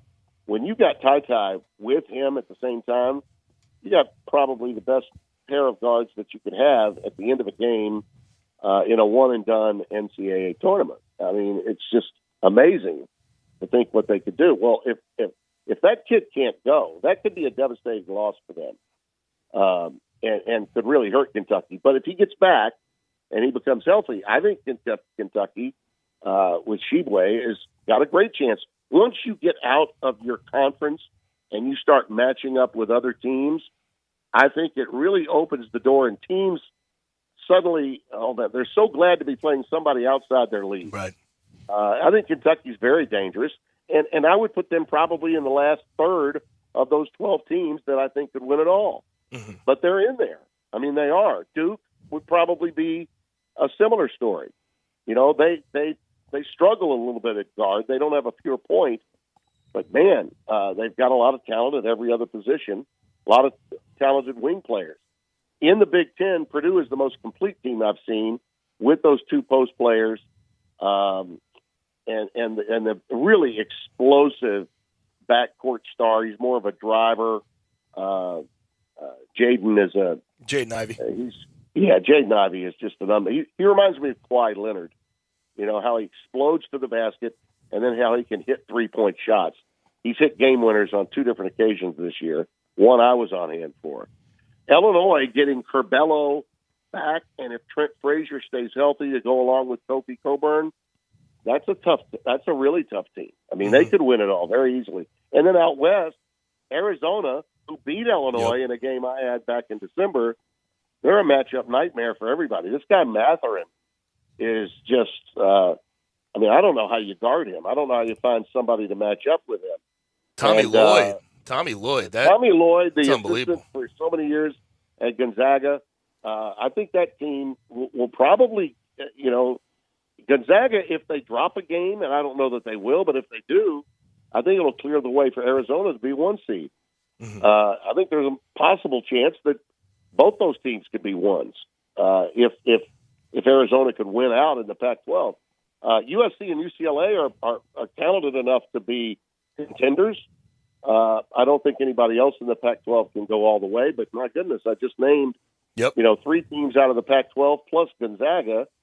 So every part of the country has got some really talented and very good teams that could make a serious run. And then you've got these outliers that seemingly can beat anybody, like an Alabama, and then lose to anybody, like a Georgia, And LSU, I think, falls into that sort of helter-skelter Jekyll and Hyde story as well. They need their guard to stay healthy, and he hasn't been, and that's been an issue for Will Wade's team. There's just so much talent around the whole country right now. I haven't even mentioned Houston. In your league, Kelvin Sampson is that team's a root canal to play in the tournament. You know that for sure. So that just named a bunch of teams that I think have a chance to cut down the nets. Now, and listen, that's 12 teams I think that could win it. I think there's as many as 25 to 30 teams that could get to the Final Four. Bring it on. Capable of winning 4 games, not 6, but 4 games in a row. Bring it on. Tim Brando, you brought it. It's great to hear your voice. Tell everyone in your world that I know hello for me, please, and all the grands. You got it. Well, Appreciate I got a few of those, Brad. I know that. You got a full team roster now. Yeah, indeed. Give my best to everybody in Memphis, will you? Appreciate you, Tim Brando. Thank you. You bet. Bye-bye. You can follow Tim at Tim Brando, obviously national analyst and play-by-play guy for Fox Sports. Now, when we come back, we got to continue this college basketball conversation. We get to the SEC, though, in particular, with our man Blake. We'll get some Tiger thoughts from Blake. Yeah, from Blue Ribbon Magazine. We do that when we come back on Sports 56 98.5.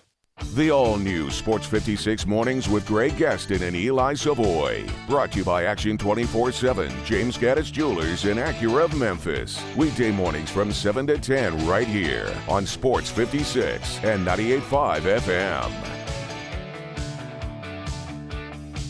FanDuel Sportsbook is hooking new users up with an epic Winter Games bonus. Just place your first bet on any Winter Games sport risk-free. New users get up to $1,000 back in site credit if your first bet doesn't win. To get you started, here are my picks. Shaun White saying he's going to go out in style with retirement. I think he's going to win a gold in the men's half-pipe snowboarding. USA Women's Hockey, I love what they're doing. They're going to go ahead and get it done. Men's curling for the United States to repeat that incredible gold medal run they had 4 years ago.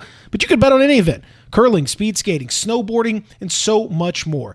Download the FanDuel Sportsbook app with promo code BIGHEAD and go for the gold today. Must be 21 and older and present in Tennessee. First online real money wager only. Refund issued as non-withdrawable site credit that expires in 7 days. Restrictions apply. See terms at sportsbook.fanduel.com. Gambling problem? Call TN Redline 1-800-889-9789. That's the sound of a crack in the ceiling found at a home inspection. But with a Realtor by your side, a newfound leak might only cause minor worries. With their expertise, a Realtor can suggest a credit at closing and even connect you to a contractor to help you shore up that leak and alleviate your worries. When it comes to cracks in your plans, the expertise of a Realtor can make all the difference. The difference between an agent and a Realtor is real. Realtors are members of the National Association of Realtors. That's who we are. Whether you have college experience or just a high school diploma and 2 years of work experience, apply today to become a Memphis police officer. To become the best in blue, you'll train at our nationally recognized academy, and you'll receive a $15,000 sign-on bonus and up to $10,000 relocation assistance. A new era in public safety starts with you. For more details and to apply, visit joinmpd.com. Kelley Blue Book is the one-stop shop for pricing, fixing, selling, and instant cash offering. Instant Cash Offer is exactly what it sounds like. An official offer to buy or trade your car. Just enter your VIN or license plate, answer a few questions about your car's history, and what kind of condition it's in. In minutes, you'll receive an offer to sell or trade your car that you can be sure is fair.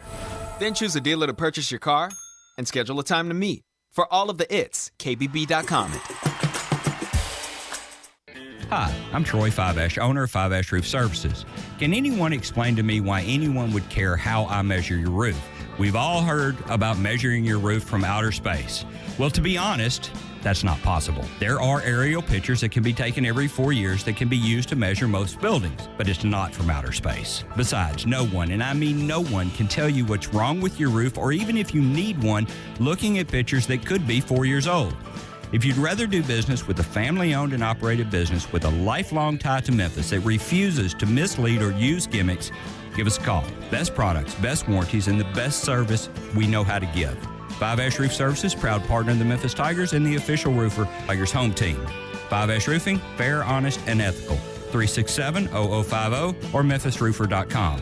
367-0050 or memphisroofer.com. Fiveash Roofing, it's what we do. We're here for you. Now, back to Sports Time on Sports 56. Here once again are Brett Norsworthy and Gabe Kuhn. Back rolling and pleased to be joined by our good friend from Blue Ribbon Magazine, Blake Level, at the Blake Level on Twitter. Blake, how are you? Blake, you got a tough task. You got to follow Tim Brando, so go at it. That's all right. The floor is nowhere open. To go. Nowhere to go but down, I guess now, right? So, you got to make sure the rim is kind tonight. Yeah, I know. It'll need to be for a few of these teams. So, and those legendary voices of the game like Tim was. So fun to visit with him. Fun to visit you. Hope everything's going well or better in your world, Blake. And we're in the home stretch of a good college basketball season. I was out there fighting hard for 7 from the SEC. I'm afraid now it's just going to be 6, but it will be 6, right? Yeah, it'll be 6. It's 7's going to be a long shot, I think, unless Florida makes a pretty big run down the stretch here. I don't have the confidence in Mississippi State to get there anymore. No. You know, Vanderbilt is still, I know it's going to sound crazy, but it's still an interesting setup for Vanderbilt if they were to win some of these home games. They get Bama at home, they get Florida at home. If they can pick off A&M and, let's say, Ole Miss, things will actually get a lot more interesting for Vanderbilt once we get to the tournament, but they're still going to be in a position where they'll have to probably win 2 or 3 to get there. But Florida, very disappointing, to say the least. So. Yeah. And what did you think of last night, what we saw in Thompson Bowling? Just a sort of drubbing of Kentucky by Tennessee. A little payback. Yeah. I didn't expect that. I'll be honest. I said I thought Kentucky would win the game. Obviously, I did say that, things could be different if Ty Washington doesn't play. I was honestly stunned that he played. I just didn't imagine a scenario where he was going to be able to play after the injury against Florida. But, when he was out there, he didn't look like himself. So that played a part. But as I said to someone earlier, I don't want to take anything away from Tennessee because Tennessee has played as well as anybody over the past month. And I think it's easy to sort of, kind of look at them and say, look, last night I think it was sort of a prove it type game because the teams they had beaten before that, I think we have to remember in the SEC before last night, their best win was an LSU team that was really banged up at the end of January. And beyond that, they didn't really have any wins over in the NCAA tournament teams in the SEC. And so I thought last night was it was a prove it game to show, okay, we can beat a top team because we've lost Alabama, we've lost LSU, we've lost Kentucky. Can we beat these top tier teams? And last night was a big step towards that. I think, they're playing as well as anybody. Take out that Texas loss, and they've been as good as anyone in the SEC the last month. And Tennessee shot the ball really well, and that's the reason they won the game. But do you think that Oscar Tshiebwe has been unbelievable this year? Still had a double-double last night, 13 points, 15 rebounds. But do you think that was a little bit of a blueprint with what they did with John Fulkerson to show other teams how to make Tshiebwe a little bit uncomfortable? Yeah, I mean, I think Tennessee's always going to do stuff like that. I think in terms of they've always, to me, been one of the best, and Rick Barnes has it, finding out, all right, how do we slow down their top guy, or what can we do that's different that no one else has done? I think they've always been really good at that. And, I think that in this scenario now moving forward, the thing about Tshiebwe is good player, great player. I think he's still going to win SEC Player of the Year unless he just completely does nothing the rest of the way. Walker Kessler keeps doing what he's doing. But, he's still a guy that I think feeds off of the need to rebound and get second chance opportunities and second chance looks and get to the foul line, those kind of things, just because no one can really match up with him. So I think that's another interesting thing. If Kentucky's not playing as well, which they didn't last night, if they're not hitting shots, I don't think he's really the kind of guy you can put that pressure on to say, go out and get us 30. I just don't think he's that kind of player unless he can just go out and just completely dominate, which he has done that a lot of times in terms of rebounding. And I think putting that pressure on him is probably not a good scenario just because he kind of needs to be able to play off of the other guys making shots. But last night, no one really made any shots. So, Blake, I love that word choice, the prove it, the show me, don't tell me. And this is the time of the year to do it. You want to really puff up your resume. You want to have that meteoric rise from Nowheresville in the net to really relevant. Win ball games, and that's what Penny Hardaway's team's doing. Look, there was a time last night watching Tennessee. I was dreaming of that Tennessee point guard maybe being a Memphis Tiger, but the Memphis Tigers got solid point guard play last night, and they're playing their best basketball, arguably for sure in the Penny Hardaway years, and even dating back further. But they're showing, prove it, win games. Yeah, I mean that's what it's about, and I think that. Look, there are going to be a lot of scenarios, and it's not always the case, but I'd say the majority of the cases. We are always usually prone to overreact to teams that hit a stumbling block. You should have been here 3 weeks ago. Well, and that's what I was going to say is and I think it's because it's based on expectation, right? More than anything is I think we can be in a scenario where we can overreact sometimes. Now, sometimes it's justified. I think when you lose 3 in a row to who was it? East Carolina, UCF, and SMU. There's a reason to certainly start wondering. But I also think there are points in a season where sometimes you just hit that wall, but yet that's where a team like this, if you can just get past that, you can start to figure some things out. And they've started to figure some things out. And I think that now, you've got that confidence going into this sort of final stretch of the season. I think they've got a very favorable schedule the rest of the way.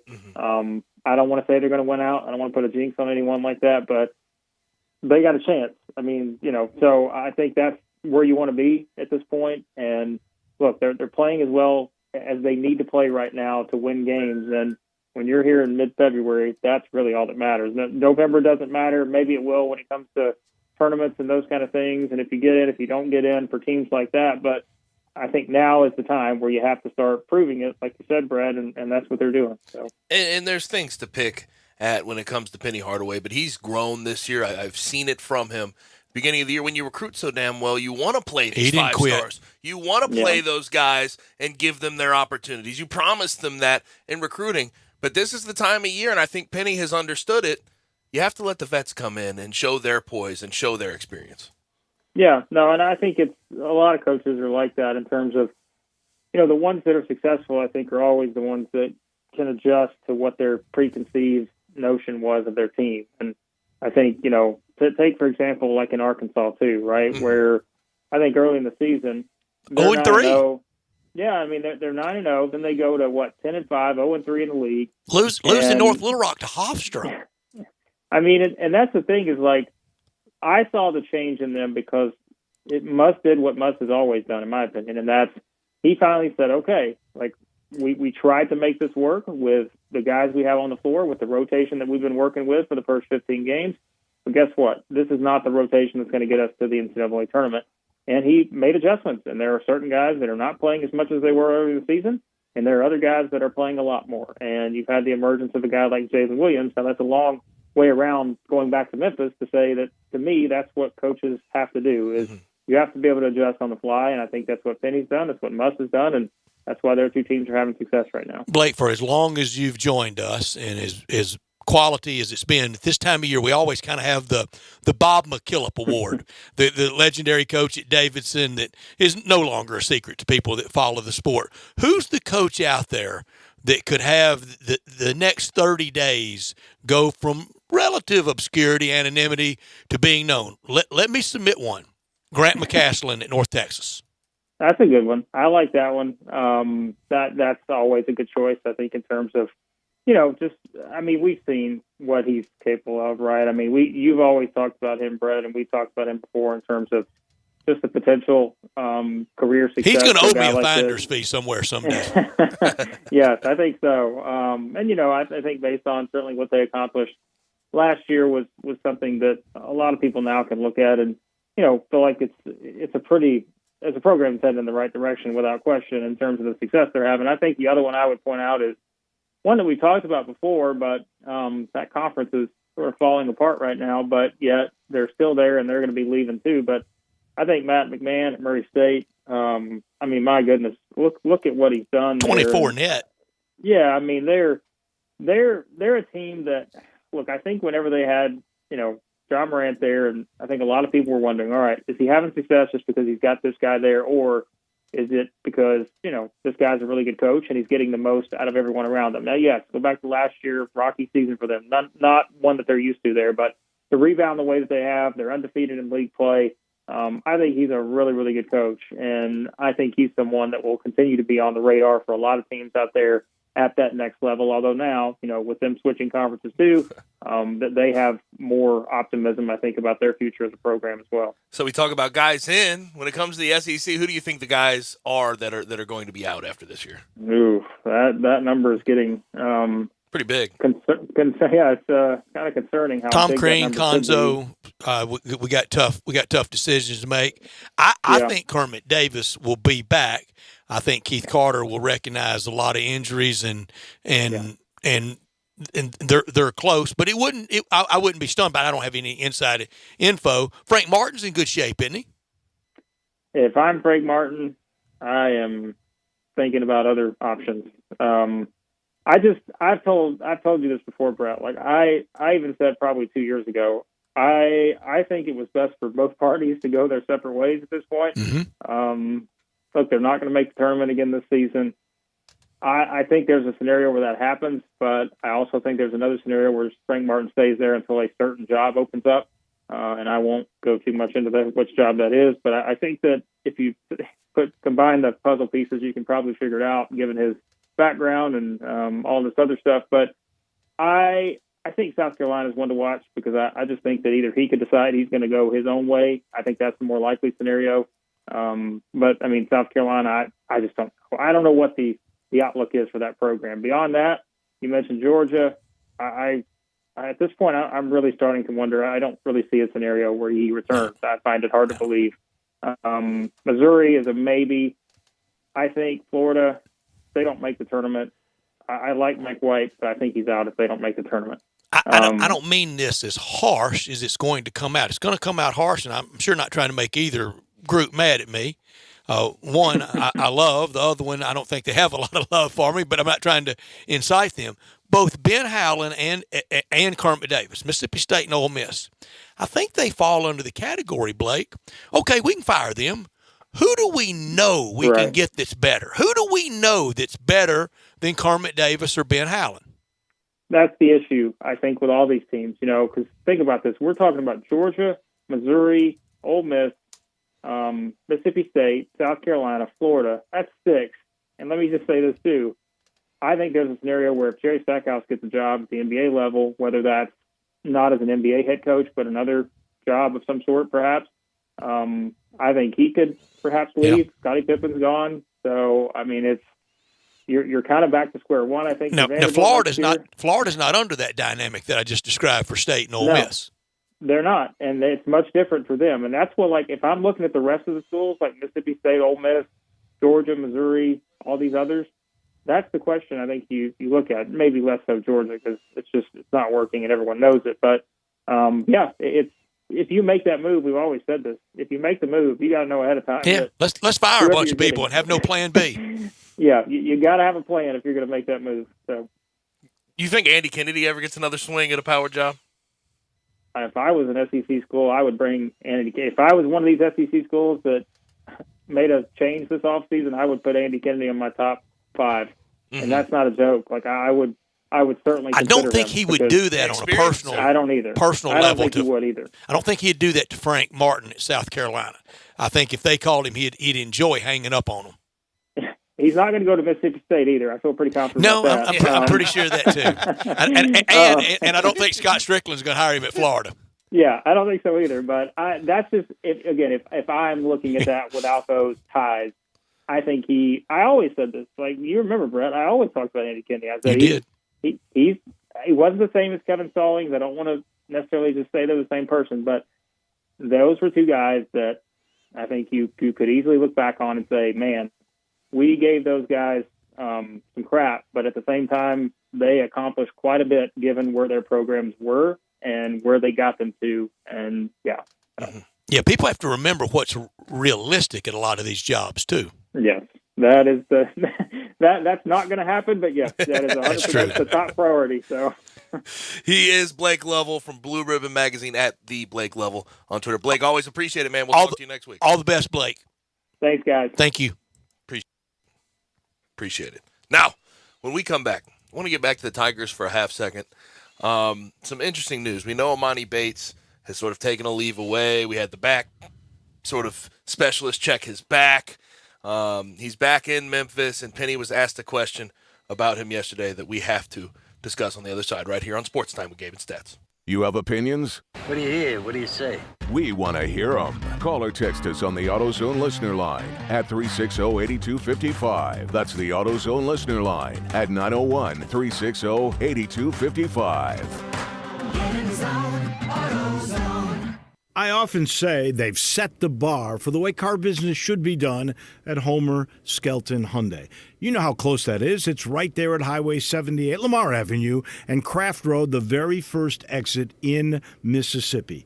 I say it because they always come up with new innovations. And right now, when we've had all these shortages on new cars, Homer Skelton Hyundai is always going to come through for you. You won't pay more than the sticker price for a new car at Homer Skelton Hyundai. That's Chris True's pledge. You'll never pay more than sticker price. Those other guys, they could charge you a whole lot more for that new car because they know there's a shortage. That never happens at Homer Skelton Hyundai. That's part of the philosophy and the team that's been together for about 15 years now. You want the best of service? You want the best of products? It's the combination and the trust you'll always get from the best guys around. Homer Skelton Hyundai and Genesis of Olive Branch. This is Sheldon Rosengarten with Marks Bensdorf Realtors. When I talk to people about selling their homes or buying one, my motto is stick to your game plan. I learned this from my friend Coach Terry Tippett. Coach, you didn't go into a game without having a plan, did you? No, Sheldon. Having a plan was critical to the success of all my teams. That's right, Coach. Sticking to your game plan helped you win 4 state championships. That's wrong, Sheldon. It was 6, just like the number of shots you make on a par 3. Well, Coach, we've played golf together. What advice can you give me about my game? You probably need to stick to real estate, as you're much better at doing that, or perhaps bowling. Great advice about real estate, not bowling. And as I always tell people, if they're thinking of selling their home, talk to 2 to 3 real estate brokers and let me be one of them. As they often say, when you want the job done, Coach, who should they call? Sheldon, of course. You can reach me at 682-1868 or memphisrelocate.com. That's 682-1868 or memphisrelocate.com. If you need glass replaced, there's only one name you need to know. Binswanger Glass, the largest full-service glass company in the U.S. They've been an industry leader for over 145 years. For all your residential, commercial, or auto glass needs, Binswanger Glass is the name you need to know. 24-hour emergency service for all commercial customers, plus a nationwide warranty on all professionally installed glass. Visit Binswanger Glass in Midtown at 340 South Hollywood across from the Liberty Bowl. Visit binswingerglass.com. Binswanger Glass. Bartlett Small Engine has been serving quality power equipment since 1970. They have a full line of power equipment, parts, and services for most makes and models. Bartlett Small Engines has the best brands in the power tool industry: Honda mowers, trimmers, and generators, Steel blowers, trimmers, and chainsaws, Echo trimmers, blowers, and chainsaws, plus quality products from Red Mat and Shindawa. And they're all American made. Bartlett Small Engine is your can-do store. 6780 Summer Avenue. Call 901-386-9779.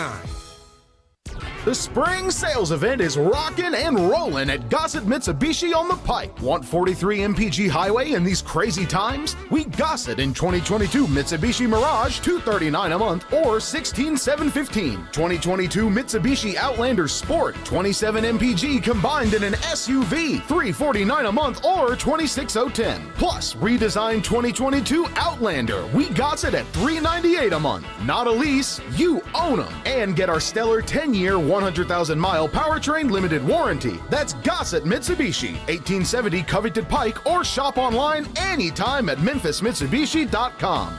If you want it, we got it at Gossett Motor Cars. All 72 months Mirage, NH001-803, MSRP 17465 Sport, NU003361, MSRP 27010, Outlander NZO 53093, MSRP 29615. Includes all rebates and incentives, PF 695, excludes tax, title, and license with approved credit. See dealer for complete details. Offer valid through 2/28/22, dealer stock only.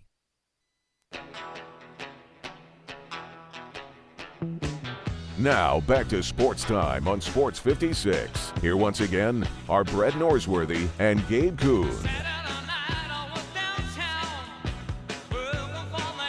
All-Star Chevrolet is the place to sell any vehicle, and you can get crazy great money. You can get a check today right there at All-Star Chevrolet in Olive Branch. You don't have to buy one of All-Star cars or trucks. Just bring it on in, and they'll even if you owe money on it, they'll get you a check today. If you're ready to go car and truck shopping, this is where you want to be. You want to be at All-Star Chevrolet in Olive Branch, right? First exit off Highway 78 at Kraft Goodman Road. All the Silverados are rolling in at Olive Branch. Ask for Kevin or Jeff or Drew or any member of that great team. They're all fired up about Tigers basketball, I can assure you. And they'll show you all the new Chevys and more in the pipeline. Our All-Star friends, they've been right there for us, getting us all the best 21s and 22s. These will go fast, so try to get down there this week. Pre-order whatever you want. Zero interest financing is available. Your good credit deserves that. Go to allstarautogroup.com and look at all the pre-owned and certified pre-owned Chevy, Silverados, Tahoes, Suburbans, and go big. Check out the new Stingray. Remember, it's not South Haven, it's not Mount Moriah, it's not Collierville, it's not the Pike. It's got to be Olive Branch at All-Star Chevrolet. Find new roads to All-Star Chevy and Olive Branch, or go to allstarautogroup.com. Got a couple of texts on the Tigers AutoZone listener line, 901-360-8255. Questions, comments, concerns all go into there. Somebody says, very good game last night by the Tigers. Started paying attention to something that's kind of obscure over the last 4 or 5 games. When the Tigers foul in the paint, they seem to always still allow the player to get the shot off. I would like to think they'd be instructed to not let the player get the shot off. I'm sure they are instructed that. Somebody says the Tigers are peaking, and I would not bet against them to win out. I wouldn't either. I wouldn't at this point. They already beat Houston in their place. Yeah. That's it. But here's. But I've been burned so badly this year. year. Yeah, I was gonna say you got to temper a little. How bit. about our group lock last night? Yeah, everybody cashed in big. Well done. Well, you guys cashed in a lot bigger than me. We roll bigger. You know what? We grabbed the dice and threw them right down the middle of the table. What I've noticed is when the Tigers show y'all a trend, y'all seize, don't we, Brian? Y'all attack it. Yeah, you know, like you got to play the trends. Dogs. That's like what, Wall Street, that's what man. betting You is. get the Exactly. opportunity, you got to burn them. Yeah, I hear you.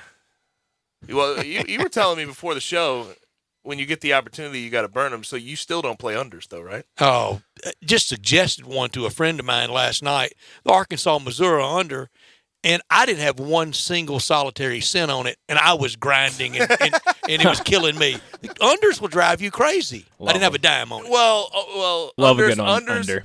Unders will drive you crazy if they're actually right up against that number. If you'll remember on Monday there's some that clear it pretty easily. On Monday doing the FanDuel 315 spot, I had 3 same-game parlay opinions this week. I said I love the Tigers tomorrow night, W. Love Tennessee tomorrow night, W. And I like the Arkansas-Mizzou under, W. Okay, back to the I can give you all my routing number if you need it.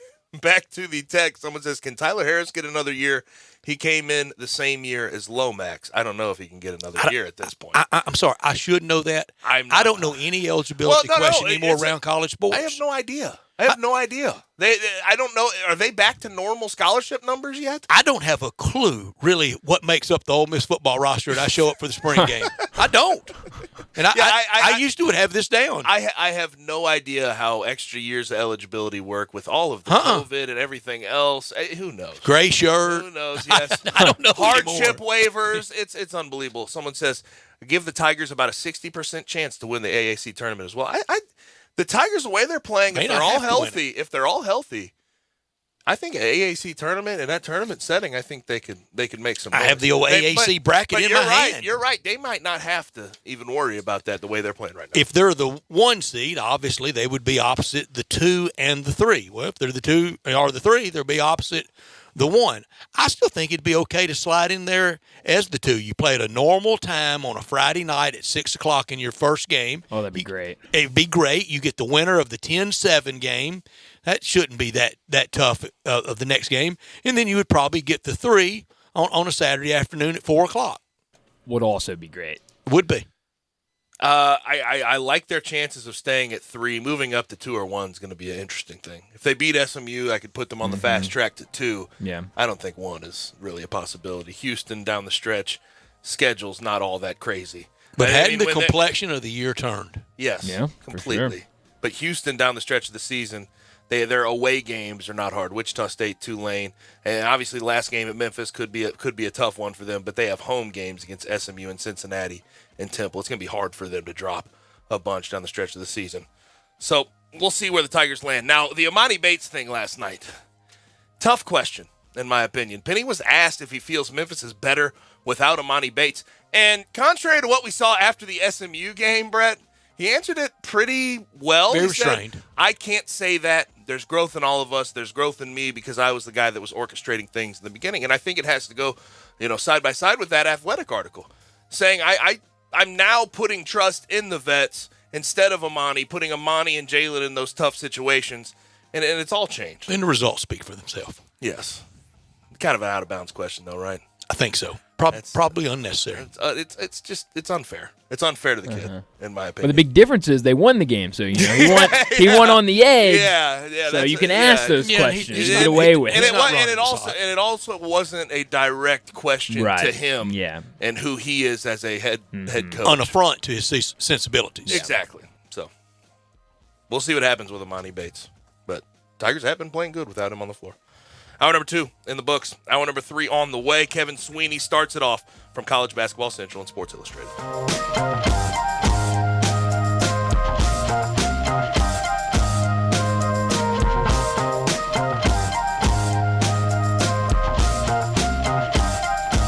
Simple, smooth, and every sip as easy as the last. Tito's handmade vodka tastes just as good with tap water as it does with your favorite mixer.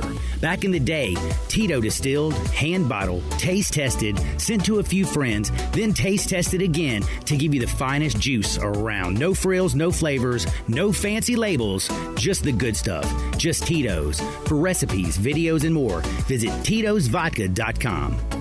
Distilled and bottled in Austin, Texas, 40% alcohol by volume, namely 80 proof, crafted to be savored responsibly. Hey, Jeff Allen, the Kia President's Day sales event is sure to make all your customers happy at Gossett Kia South Mount Moriah. We are ready to make you smile. Check it out. 2022 Kia Forte LXS, we got it covered at $199 per month. And a 2022 Kia Soul LX, $219 a month. Both $27.99 due at signing. Plus 2022 Kia Sorento LX, $308 a month, $34.99 due at signing, and all 36-month leases. And they all come with a 10-year, 100,000-mile powertrain limited warranty. warranty. So whether you live in Horn Lake, South Haven, Olive Branch, or Memphis, you'll be happy at Gossett Kia Mount Moriah. Ask for Jeff Allen, Gossett Kia South, 2680 Mount Moriah or KiaMountMoriah.com. All 36-month leases, $650 acquisition fee, $30,000 per year, 20 cents excess mileage, Ford Day, Indy 456, 841, MSRP 21090, Soul N78, 23215, MSRP 21515, Sorrento NG 104027, MSRP 31460. Includes all rebates and incentives, PF 695, must finance through KMF, excludes tax, title, and license with approved credit. See dealer for complete details. Offer valid through 2/28/22, dealer stock only. Sure, we have 30 seconds to tell you that drivers who switch to Progressive could save big. But then what? We could romance the legal copy. It never gets the attention it deserves. And some lawyer worked real hard on it. So take it away, lawyer.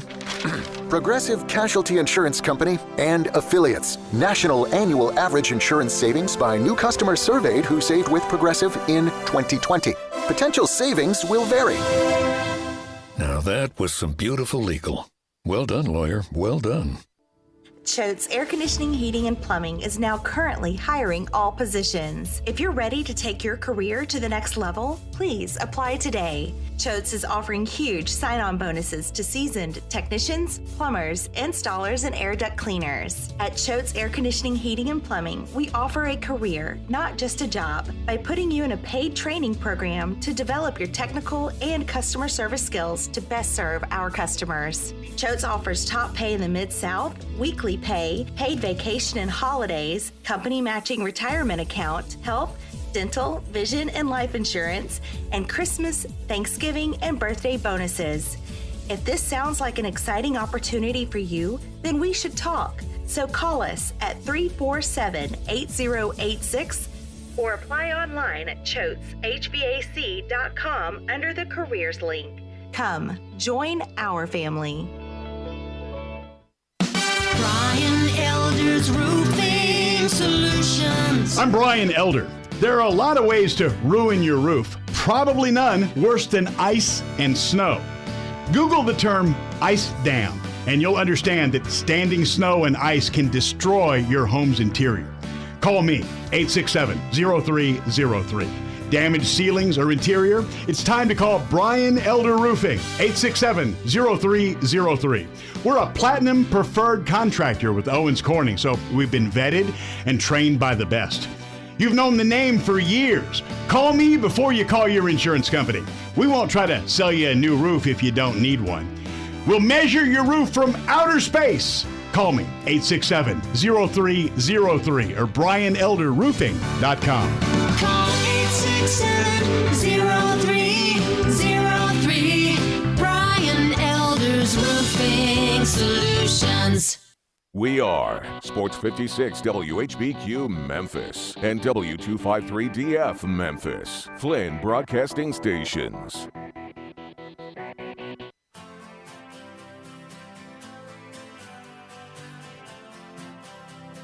Now, back to Sports Time on Sports 56. This hour is brought to you by DeSoto Auto Sales. Here once again are Brett Norsworthy and Gabe Kuhn.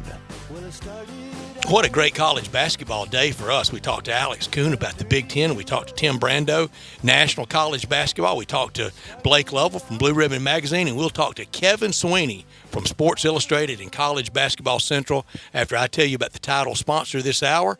That's our friends at DeSoto Auto Sales at 5704 Goodman Road, online at DeSotoAutoSales.com. They are very proud to serve DeSoto County and the surrounding area.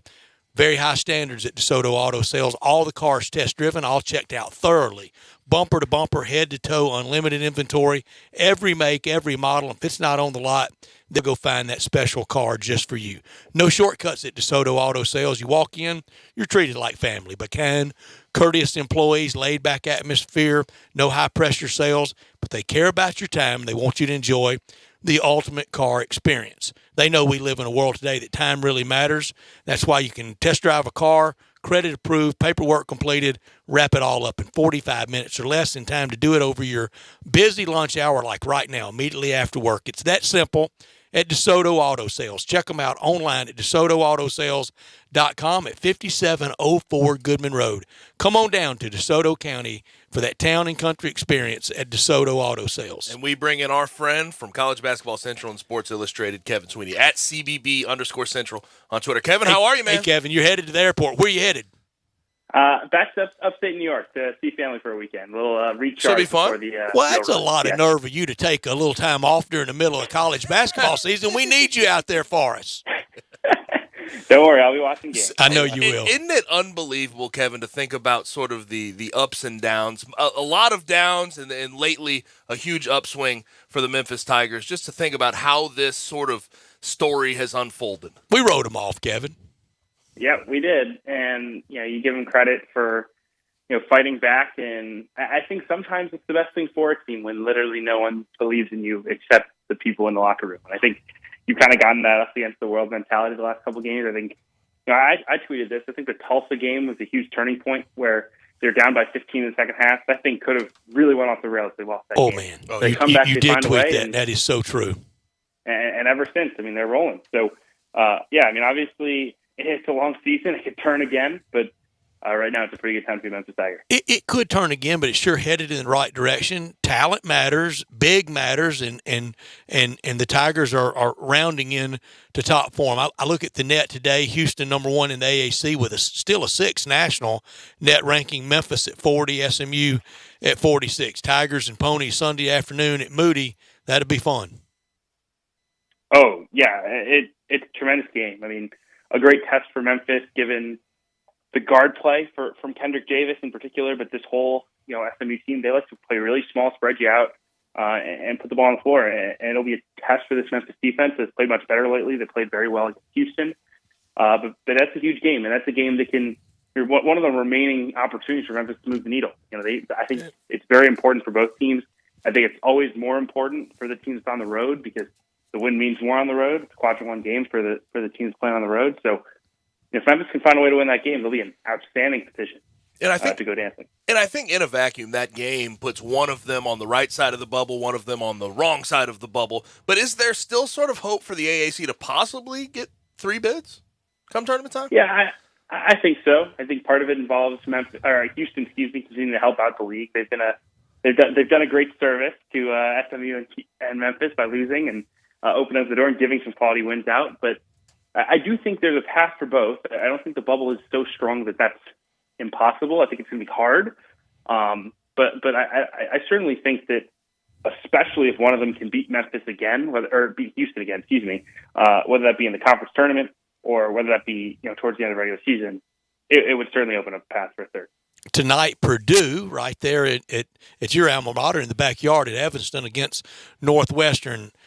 I want to love Purdue. Gabe warned us last week of the disaster they were walking in on at Michigan State and Michigan. I'm sorry, and they sure walked in on it. Do you trust them? I don't. Their defense has been really poor. Quite frankly, it's quite comparable to the Iowa team last year that everyone kind of wrote off defensively. Their defense is actually worse than that Iowa team's was. So that's a primary concern, but they've had some issues closing games. They don't make free throws at a high level. They still have to figure out kind of the late game hierarchy. Who's taking the shots? Is it Edey? Is it Trevion Williams? Is it Jaden Ivey? There's too many questions for me. I'd throw it to Ivey and get out of the way. Yeah, I would too. But Edey's as hard to guard as there is. If you can get him the ball in the post, it's really difficult to deal with them. So, look, I've been really frustrated with Purdue. The talent is there. The coaching is there. Matt Painter does a phenomenal job, but right now it's hard to be a believer. But would you say, from an offensive talent standpoint, between Edey, Trevion Williams, and Ivey, do you think Matt Painter has struggles sort of balancing who should be on the floor, who should be taking shots, and how he should have the hierarchy of his team at times? I think so. I think part of it's that, Trevion Williams is the senior, the leader, the guy who's been around the longest, and I think that creates some interesting situations where I think Painter probably trusts Trevion Williams the most, but he's probably the worst of the 3 options to give the ball to late in games because he's the worst free throw shooter. So it's a tricky situation without that. Anyone else in the Big Ten that you trust any more than Purdue? Well, I don't think there's a Final Four team in the Big Ten right now. I think Purdue could maybe make a run. I think Illinois could maybe make a run. I think Illinois would be the team if I had to bet on one, but I just don't think there's an elite team. I think Illinois, for the students they have and the big man in Coburn, it gives you a shot. And I think Brad Underwood's a tremendous coach. But if you're asking me who are the 10 best teams to go to a Final Four, I don't think Illinois would be on that list. Isn't that something? Because and for the Big Ten, they haven't had a national champion. One shining moment. Net's come down since 2000. Tom Izzo's one and only national championship. And in that stretch of years, that's when Jim Delaney said, in kind of explaining away the lack of national championships in football, when he said, well, we're really a basketball league. And Kevin, maybe me at the front of it. Us SEC football partisans haven't forgotten that comment.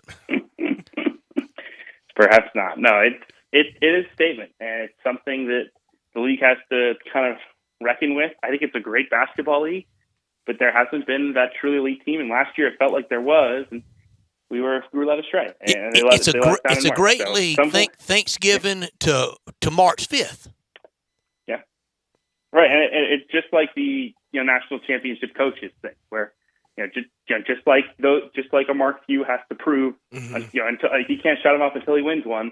The Big Ten, the Big Ten haters can't be shut up until the Big Ten wins. Mm-hmm. And I was thinking about this. I don't think I'm a hater, but I'm close to it. And I thought Illinois could make a run last year, but that was cut pretty short by Loyola Chicago. Now, I was watching the Providence-Villanova game last night, and I look at Colin Gillespie just absolutely bawling, and I see Villanova and what they have on the court. I mean, they have a good mix of players, that roster, and we know how good Jay Wright is at roster management. Who do you think some of the best coaches in college basketball are at sort of building rosters?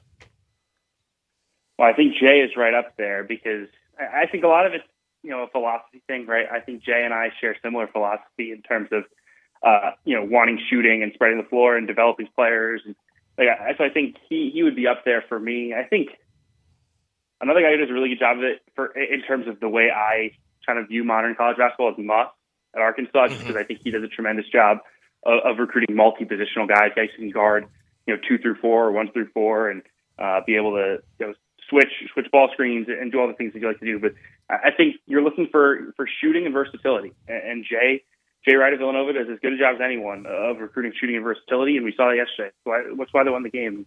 Providence could not guard in the pick and roll, and Villanova put up, I think, 89 points because of it. Villanova was a little bit better defensively than won the game because of it.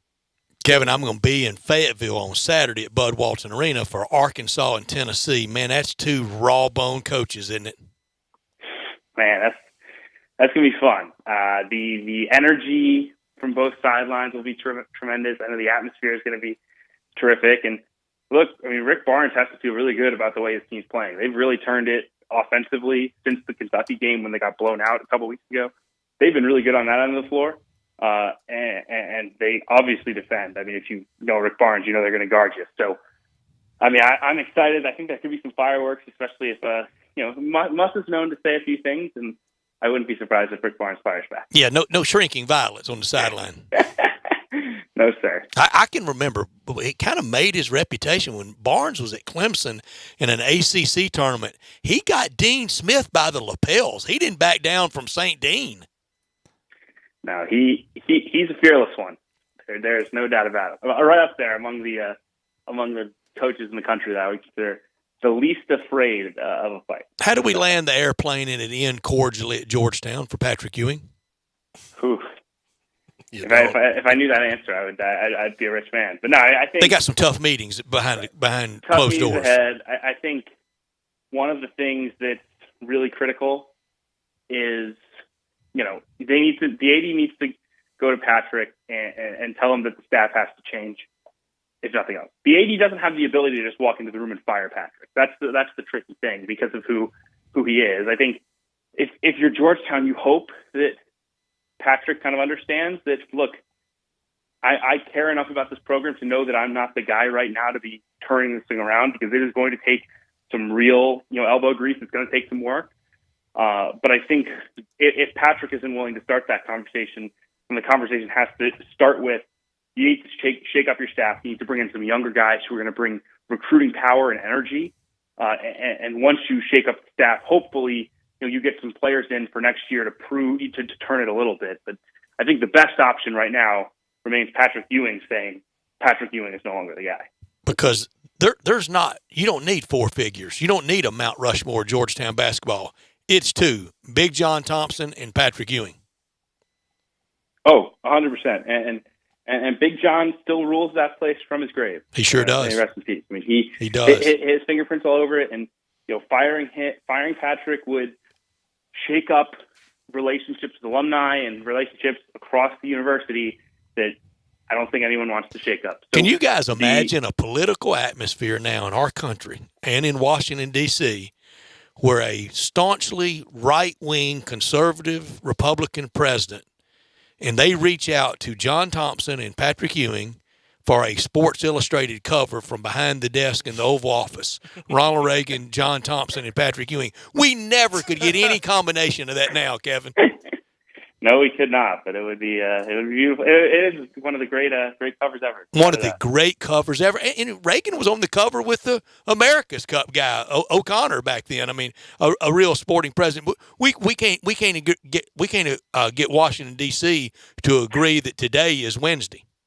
Just absolutely nothing. I mean, We know you got to get to the airport, safe travels, enjoy a day or two of downtime, and we can't wait to visit next week because 2 weeks from now we'll be into conference tournament play. It's unbelievable. 12 days away. Thanks, guys. Thank you, Kevin. Appreciate it, Kevin. You can follow Kevin on Twitter at CBB_Central. Yeah, we can't agree on anything in that area of the country. We can't agree. Let's cut the lights on. Or let's dim the lights, or let's no, we can't. But that ubiquitous cover to kick off the college basketball season, and I would love to know the backstory. I guarantee you it wasn't any negotiation or having to reach out. I guarantee you when they called the Georgetown basketball office, they said, "Yeah, what time do we need to be there?" Yep. And it was a great cover. Yep, it was one of the all-timers. Now let's go ahead. I know it's a little early. We're going to get to an early break. When we come back, we have a bunch of Grizzlies to discuss. Haven't got to talk about their win against the Pelicans. They get last night without Ja, 121-109. You're listening to Sports 56 98.5. Sports 56 Happy Hour with Johnny Radio, presented by Tito's Vodka, from 11 to 1 every weekday on Sports 56 and 98.5 FM.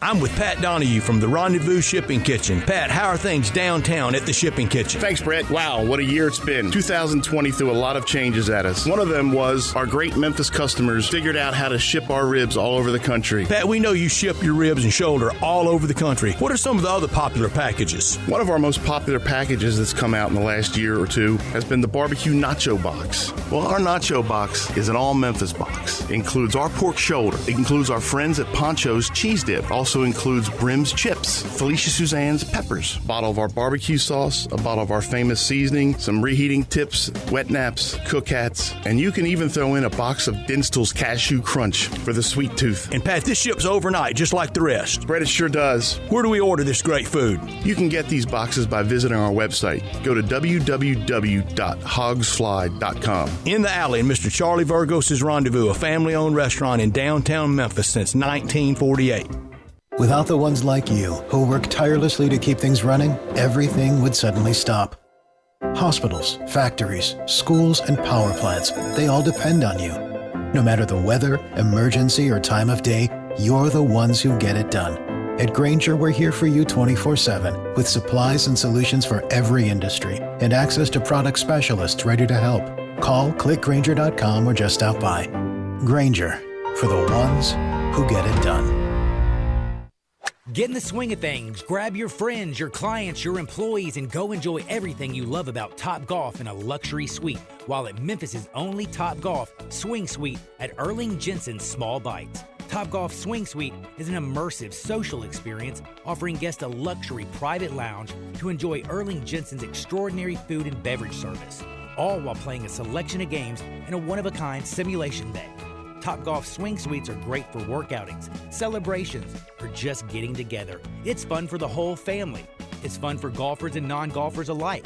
they have more than just golf. They have soccer, baseball, zombie dodgeball, football, and more. Located at 5069 Sainterland, adjacent to the Doubletree East Memphis. Check us out at SwingSuiteMemphis.com or call us at 901-58-SWING. Again, that's 901-58-SWING at Memphis' only Top Golf Swing Suite at Erling Jensen's Small Bites. Book your suite today.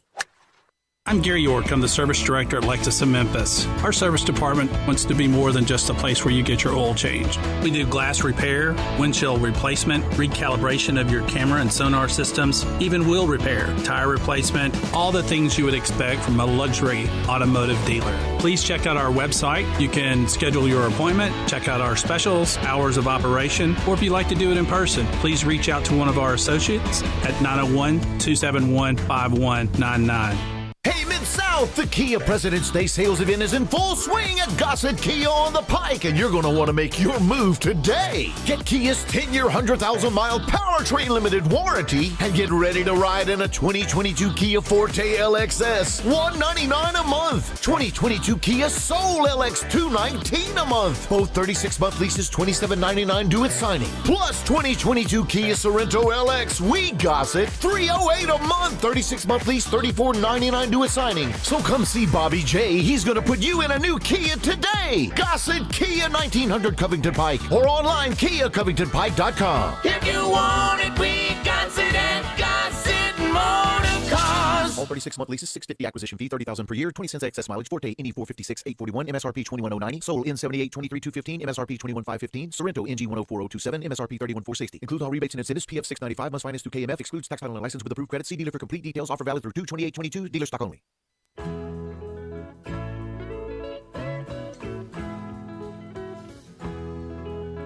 Now, back to Sports Time on Sports 56. This hour is brought to you by DeSoto Auto Sales. Here once again are Brett Norsworthy and Gabe Kuhn.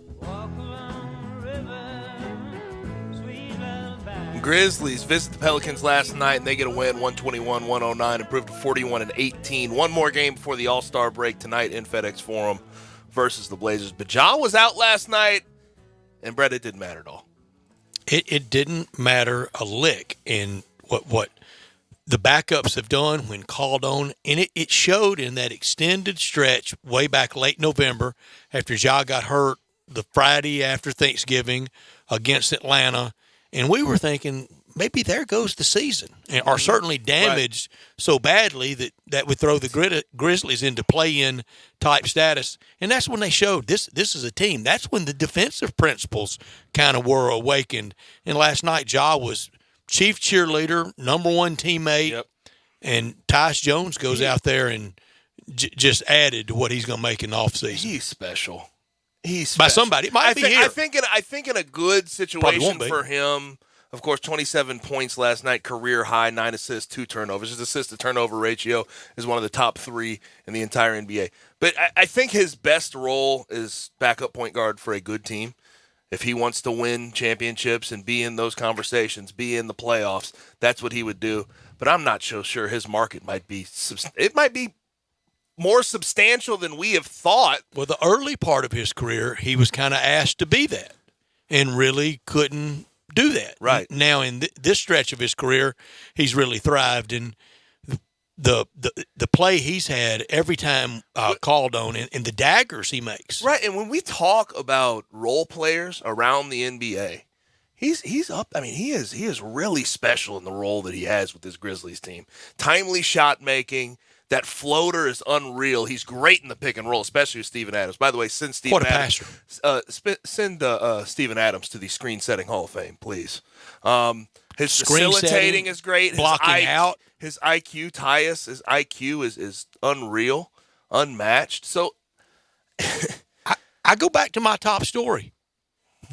We're on our way to a potential dream season that could end with an NBA title. Mm-hmm. Are y'all there? Are y'all seem how could I not be right this? Are you a little red? I know what we're coming through. I'm not ready to say that they're a. I'm saying all that as the 3. Never mind moving to the 2. I'm not ready to say they're going to beat the Warriors or the Suns in a 7-game series. I'm not planning the parade route, but I think a broad outline maybe should be I mean, they're 41-18, and they've beaten all these teams. So it's hard to say that you could count them out. You can't count them out. They're only 1.5 games behind the Warriors. Got to beat them all in the West. Only got to beat one team in the East to have a championship. Yeah, but they're sort of flexing up. They're trying to catch. Brian, you're reticent. I feel it. They're trying to catch the Warriors in that 2 spot. Come on, dive in the deep end with me.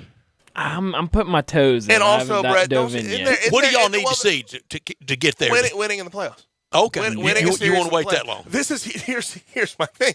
You have to be able to see a team sort of weather the storm, be able to, on their bodies, be able to take that sort of grind for 7 straight games, winning one of those series before I believe that they can win 3 and then get into the. So until you see it, you NBA think, and this is fair, it's just too big of an ask to ask a collection of a mostly young team. You've never won a series. Now go win 3. I'm not saying it's too big of an ask. I'm saying we haven't asked it of them yet. Yeah. We haven't asked it of them yet. They could come out, whoever they play right now, they'd draw the Nuggets. If they go out and beat the Nuggets 4-1 first round, then I might have some hope. I might say, okay, this team may have some possibilities down the line. They may be able to get to the NBA championship. But right now I have to see it before I believe it. We were talking the other day about this versus grit and grind. And I said I far prefer this because I think there's something that's really there, pot of gold at the end of the rainbow, whether it's pot of gold at the end of the 2022 June of this year rainbow or 2 or 3 years with a little more seasoning and maybe I don't know that it needs that much off. Maybe 1 or 2. Always want one more offensive guy. You always want one more bucket getter. But I far prefer this because I think it can end to what you play for, and that's championships. Mm-hmm. I think so, too. We're not talking about getting to the Citrus Bowl. And some of the guys that, as far as a bucket getter, as far as an offensive player that you're talking about, they might be on the roster right now. Zaire Williams he's shown me some flashes of things that I like to see, and the thing is I feel already wrong about them picking him at 10 and what I said about him immediately following. He had a terrible year at Stanford. He's played better basketball in the NBA than he ever did at Stanford, than he ever did at the college basketball level. And I was wrong. I've said it many times. I couldn't stand that pick. I was in the Marcus Moody camp and. I'm sorry, Moses Moody, not former Tiger great Marcus Moody, but Moses Moody, and that couldn't have been more wrong. Also, Zaire, not just offensively, last night to open that game, played really good defensively against Brandon Ingram.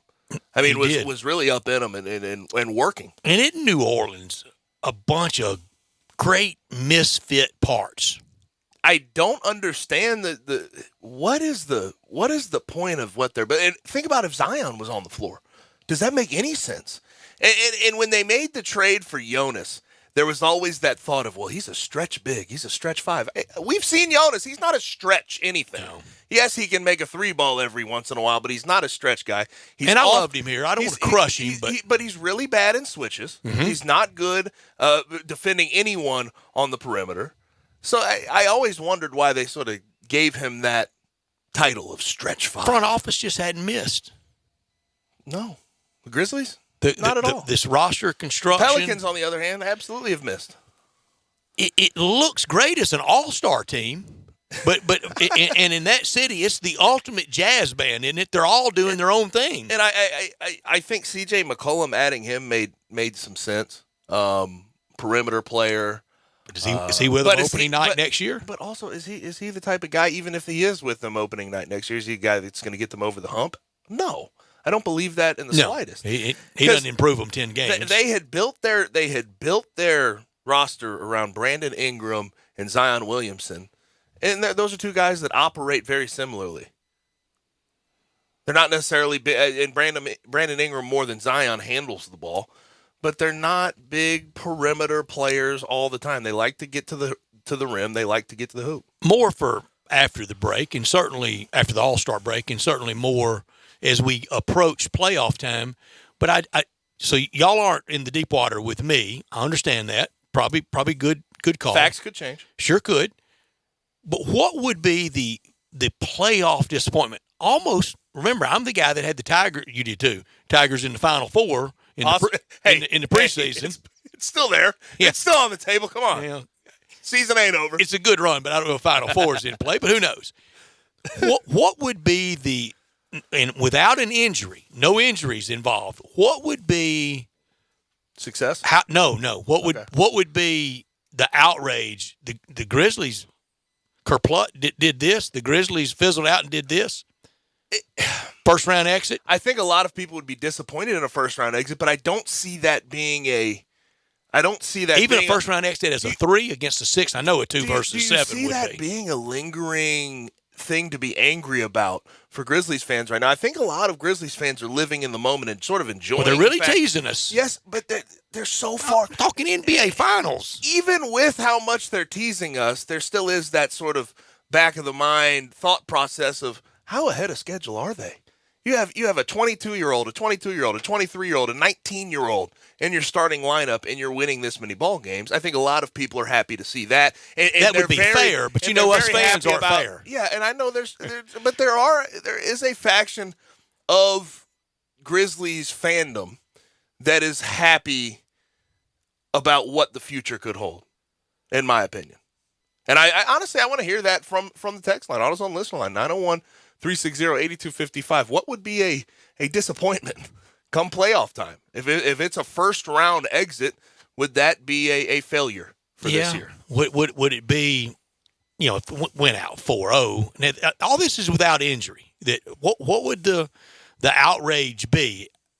I don't know that I would be outraged, but I would be very disappointed, and it would be surprising. I don't think that's going to happen. I think especially as the 2 against the 7, it'll be fairly comfortable. But I still 4-0, 4-1, gentleman sweep. I still come back. Ungentlemanly sweep. I still come back to this team last year, gentleman sweep to the Jazz. I mean, I was glad to get that one though. How much? I appreciated them being so kind. Understand how much of an expectation? I mean, how is there any way of knowing what this team in particular is going to look like in a 7-game series?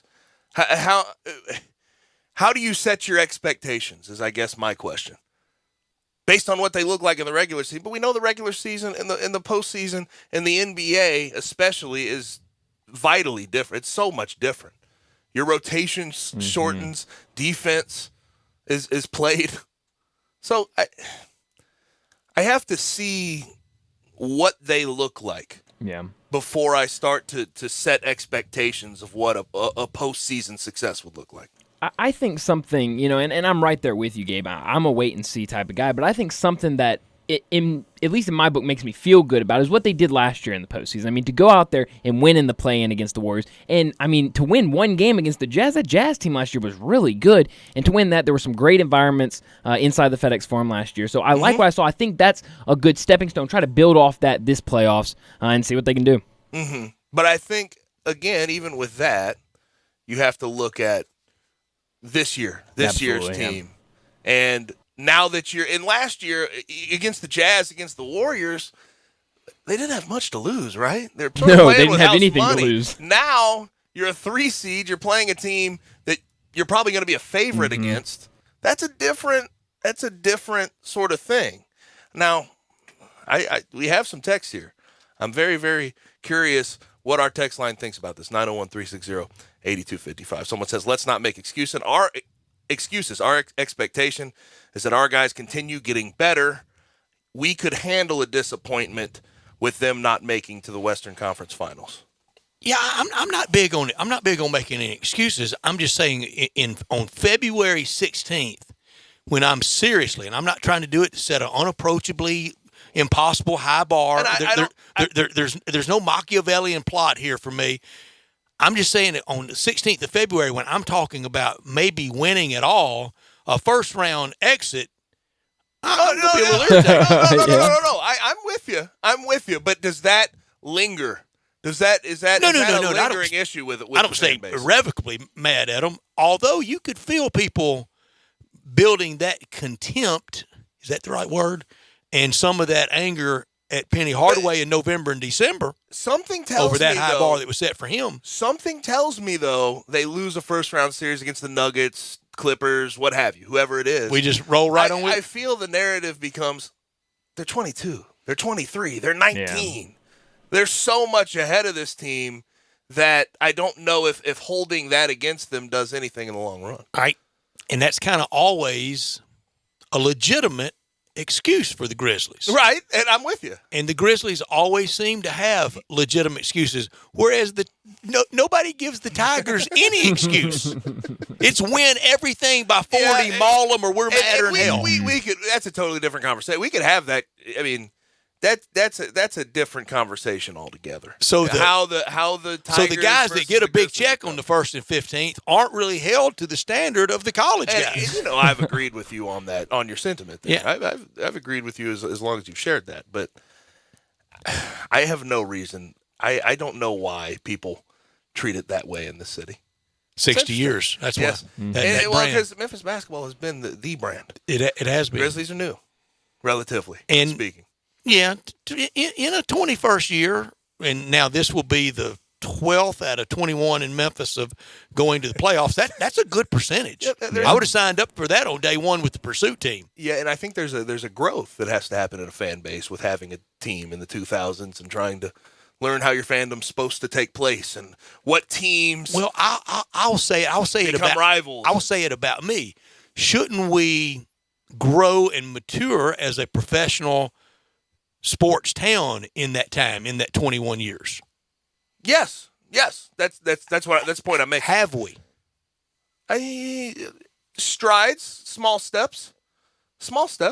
Because we always can easily escape back to our Tigers football, our SEC football, the melting pot of other fandoms in this town. To Tiger basketball, to other things. Heck, some Cardinals baseball. We can always find safe harbor in something else when the Grizzlies maybe disappoint. Mm-hmm. Yes, I think so. But I think there's been growth in learning how to follow this team and how to be a fan of this team. When have we been really fighting mad over a Grizzlies playoff exit? I mean, you just wake up the next morning and you can't even spit. You're so mad. Here's the thing. I think we're growing into those expectations. Did Grit and Grind ever have the expectation? No, because 2011, they beating the one was so fun, and so magical. And that's why I'm curious how our texters come in with this. I went to FedEx Forum every night thinking, is this really happening? But I think right now with this team in particular, with how young they are, with how well they're playing, I think the fan base, media, everybody's learning how to grow into that level of expectation that actually has you sick and sort of grossed out by a playoff exit or a playoff loss. Agree or disagree? Because we're mostly still a gigantic college town. Agree. I would agree. I think there's a morph. I think it's morphing right now. I do too. Yeah. I think it's morphing right now. And the guy we got a superstar. I was going to say the guy that leads that is John Moran. We got a guy the rest of the league's drooling over, wishing they had him. And look, love the core four, love some. I took a shot at Sam Young the other day. I love Sam Young when he knocked down that big jumper in the overtime game on the Saturday afternoon in 2011, the day of the Kentucky Derby. And I hit the Derby that day, so I was really glad. There you go. It was a good day all around. Big day. Matt texts us. He says, the amount of wins and win streaks makes me think that the Grizzlies can play well in a 7-game series. Well, yes. I think so, too. I think that's fair because the consistency has been there. Matt or Mac? I'm sorry. I didn't. Matt. I agree, Matt. I think the consistency is great, but you're playing the same team. Exactly. Game in, game out. It changes to Boy, that's when rivalries build, too. Yes. I mean, that's when you call them Clippers. Yeah. Garbage or whatever Hank McDowell called them. I can't say that word. Can we throw the Pelicans aside now though? Can they stop being the arch nemesis? Yeah, I think they've relegated themselves. Yeah. I mean they have, and a lot of damage has been done to that franchise. You talking about a tough place to get on the front page for an NBA team. Yeah, it's in football crazy New Orleans. Well, football crazy. Correct me if I'm wrong, that's relatively new. It is. The Sean Payton era is what made him football crazy. And LSU. Yeah, you're right. State in general. Mm-hmm. And also, Zion, I don't know if you guys heard about this. No. Zion could require a second surgery on his foot. That could set them back forever. Mm-hmm.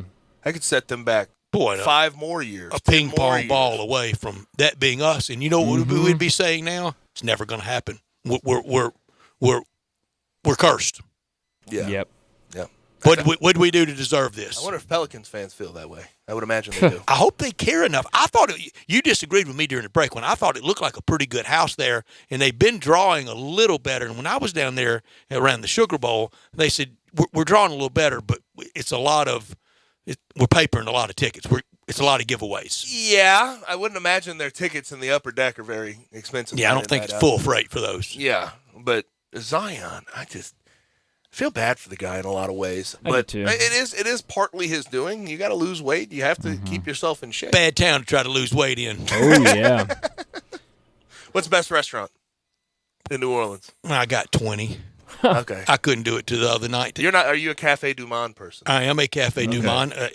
New Year's Eve morning with Richard Cross and his sweet family, we were at Cafe Du Monde and also just strolling around in the quarter, stopping in all those little confectionaries, those little shops, those Dinstall's type places, and getting those pralines down there. I hate to say I was chewing on something the whole time. I say Cafe Du Monde, I know that's sort of the touristy place where all tourists are going to show up, and they say, oh, the beignets are great. I've had better beignets elsewhere. They're good. I've had better elsewhere. There's a beignet place in Baton Rouge, and I can't. Is the name of it like Coffee Call or City Call? It's as good or better than that. But I'm not a coffee drinker. Everybody tells me that's the best coffee that you probably ever had. And I'm not a coffee drinker, but here's what I do with the beignets. I get hot chocolate. I dip the beignet down in it. And I introduced that to Richard's kids, and he said, "Brett, I'm really glad you showed them this." With Zion, are we? I mean, we ready to write him off? When's the next time we see him in a Pelicans uniform? When does he matter? Not this year. Not this year. I mean, that's very clear. This is going to be one of the. He's already an All-Star. He's already been an All-Star. I mean, but he'd still go down as one of the biggest busts of all time if he can't play again. I know, and I know you didn't mean it. I'm not going to call him a bust. Just like I would not throw. I didn't throw that on Greg Oden. I didn't throw it on Sam Bowie. They were injured.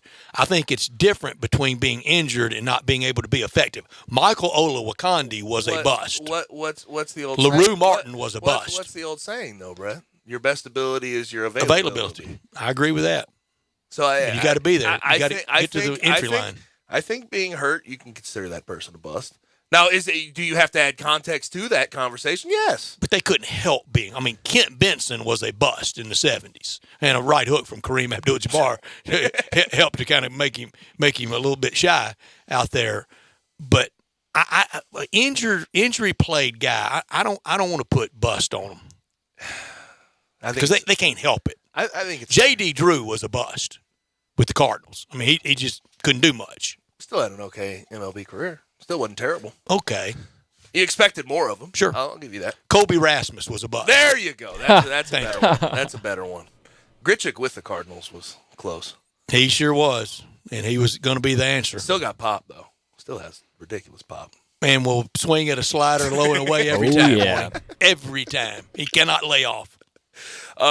Also today, Adam Silver spoke to ESPN on Get Up, and they asked him about Kyrie Irving and what the deal is with the NYC vaccine mandate. And Adam Silver has sounded off at this point, saying Kyrie Irving not being able to play in home games doesn't quite make sense to him. Well, we're coming up really soon. March 11th will be 2 years since that night, Rudy Gobert night, 2 years ago. Look, it's been long for all of us. I'm going to keep it on the sports context because that's what we do here every day. It's my life. It's all I've ever wanted to do in my life. I'm glad we're where we are 2 years later. I'm glad we have what we've had. It hadn't been ideal. I've been very frustrated. Been far from ideal. Far from it. I voiced it. I think during the 2 years, I've managed to make everybody mad over it.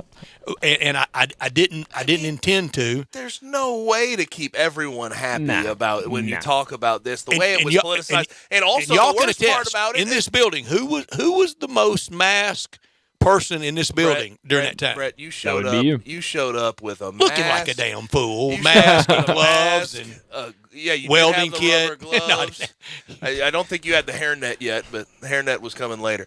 Seriously, you no showed hair. Up, What you did I showed- need to net? What was I netting? Well, I mean, like the protective. Yeah, you never know. Protective You just hairnet, gotta whatever you call have it. precautionary. yeah, but I didn't want to play with the MS, and I was trying to be careful. And look, we didn't know, we were scared, and we're talking about the plague, and it wasn't, but it was real and it was devastating. And the commissioner's right. He's going to get killed on changing his point of view. But you change your opinion when the facts change. And the facts have changed. And I won't crush him. I thought he's led. And I'm going to be honest. I thought through the Omicron variant, I thought, yes, there's a lot more cases. There's a hell of a lot more cases. But isn't it a good thing that people aren't getting as sick? That's right. Isn't it a good thing that it seems like we're building some level of immunity to this virus? But I'll never forget, you talking about, and a lot of us were. One night, Drew Barrett and I talking during the break, and he said, well, what? Dave was, this was before it hit big. Dave was off with the Tigers, and it's building. It's building. We may have something really coming at us. And Drew said, what do you think? I said, nothing to it. I said, we're getting ready to get to spring and summer and warmer weather. It'll burn it out. It's no big deal. I remember the discussions the day before the big Rudy Gobert night. I was at FedEx Forum that night. The day of. And you're talking about, they're talking about possibly having fans out of the stadiums. There's not one and a delayed baseball start. There was not one person I heard on national radio, local radio, saying that they thought that was an actual real possibility. I won't disclose this name, but I did. Gabe, I was at that game on March 10th. It was the Grizzlies against Orlando. Pretty packed house. Grizzlies rolling. John Morant's rookie year. All that good stuff. And a Grizzlies, not the highest up, but higher up, said, we're really on edge. This is close. Then Rudy Gobert. And and that text from Dave told you. I'm on my way home from the tournament. Wow. Wild. Now, let's go ahead and get to a break. When we come back, it'll be time for Crunch Time. We are Sports 56 WHBQ. Listen to us daily on 560 AM and 98.5 FM, as well as around the world at sports56whbq.com or on the Sports 56 app. It doesn't matter how much you owe on your trade-in. It doesn't matter if you've got bad credit. Everybody saves big during Sunrise Buick GMC's year-end blowout. Hundreds of new and used Buicks and GMCs with a $5 million used car inventory, specializing in cars and trucks under $10,000. Remember, Sunrise wants to get you financed. Bad credit, bankrupt, slow pay, it's okay. Sunrise specializes in secondary financing and works to get you financed when no one else can. Zero down with approved credit delivers at Sunrise. Buy American and buy from sunrisememphis.com. Collierville, Covington Pike, and Wolf Chase. We make it fun to buy a car again. There's an institution in East Memphis that I love talking about. It's the Spirit Shop at 4848 Poplar Avenue, right down the street from Clark Tower, and it looks like a log cabin. It's been around Memphis since 1969 with a family-owned, friendly, knowledgeable sales staff that is just a wonderful place to go. I love going in and talking wine or bourbons, and they've got such great selection. So if you've not visited the Spirit Shop in a while, it's been remodeled. You'll love what you see when you need spirits. Tell Eddie Wollo said hello. At Progressive, we know there's nothing like the feeling of riding a motorcycle with your crew on the open road. It's a primal, wild freedom, a feeling that would be impossible to recreate on the radio. Until now. Hit it, sound effects guy.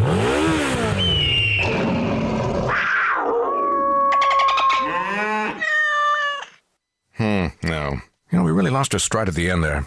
Get 24/7 roadside assistance with Progressive, America's #1 motorcycle insurer. Progressive Casualty Insurance Company and Affiliates. Roadside assistance subject to policy terms and limits and may require comprehensive coverage. If you want to make money in sales, Flynn Broadcasting wants you. If you can sell, Flynn Broadcasting has a great career waiting for you. If you can sell, we have great benefits, salary, commission, sales leads, and a great place to work. If you can sell, let us know today. Send your resume to jobs@flynn.com. Can everyone sell? No. But if you can, Flynn Broadcasting wants you. Apply today at jobs@flynn.com. Start your great career today at jobs@flynn.com. Flynn Broadcasting wants you.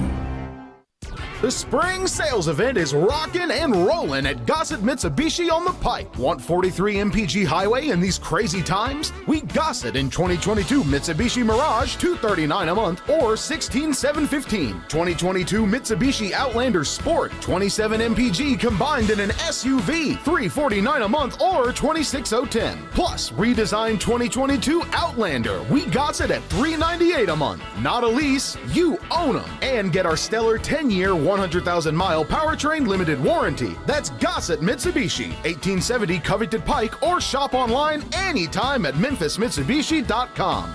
If you want it, we got it at Gossett Motor Cars. All 72 months Mirage, NH001803, MSRP 17465 Sport, NU003361, MSRP 27010, Outlander NZO53093, MSRP 29615. Includes all rebates and incentives, PF 695, excludes tax, title, and license with approved credit. See dealer for complete details. Offer valid through 2/28/22. Dealer stock only.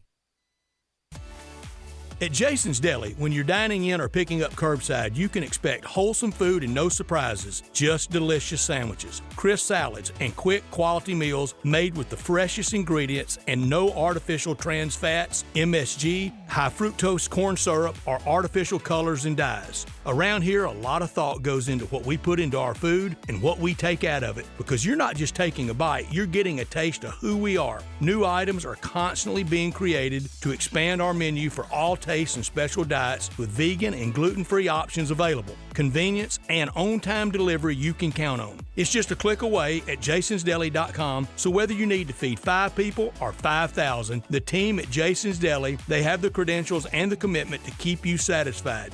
Freshness is nearby at Jason's Deli with locations at Ridgeway in the Park Place Center, Poplar and Highland, Germantown Road in Cordova, and on Goodman Road in Olive Branch. Jason's Deli. It's wholesome food and no surprises.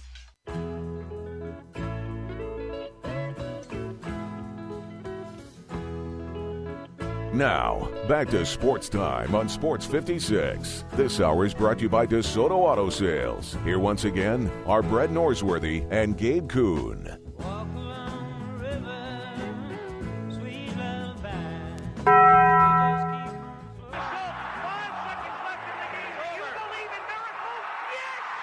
Go crazy, folks! Go crazy! This is for all the biggest crunch time. You are looking live. In your life have you seen anything like that? Goodbye! Hello, Haskins. It's obviously crunch time. Hammer, nail, coffin, this baby is over. The double steak grilled cheese burrito, so good. Double the steak with nacho cheese sauce, seasoned rice, red strips, sour cream, and the 3-cheese blend wrapped inside a warm flour tortilla, with even more 3-cheese blend grilled on the top. The double steak grilled cheese burrito, it hits the spot now at Taco Bell. And at Taco Bell, when they say they are feeding people's lives with unexpected good, they mean it. Bowl food you can't get anywhere else. What I learned today, and I learned last night, Celtics are hot. Celtics are playing some good basketball. Who had them as their NBA Coach of the Year? That was me. 71. Ime Udoka. But it's probably going to be Monty Williams again this year, right? I mean, he's probably the favorite at this point. Ime Udoka's down the list, but he's climbing 9 straight. And what they did to the 76ers last night, tore them apart limb from limb, 135-87. Did they file charges against them for what they did to them? They might have. All those people saying Jason Tatum and Jaylen Brown needed to be split up. Come on.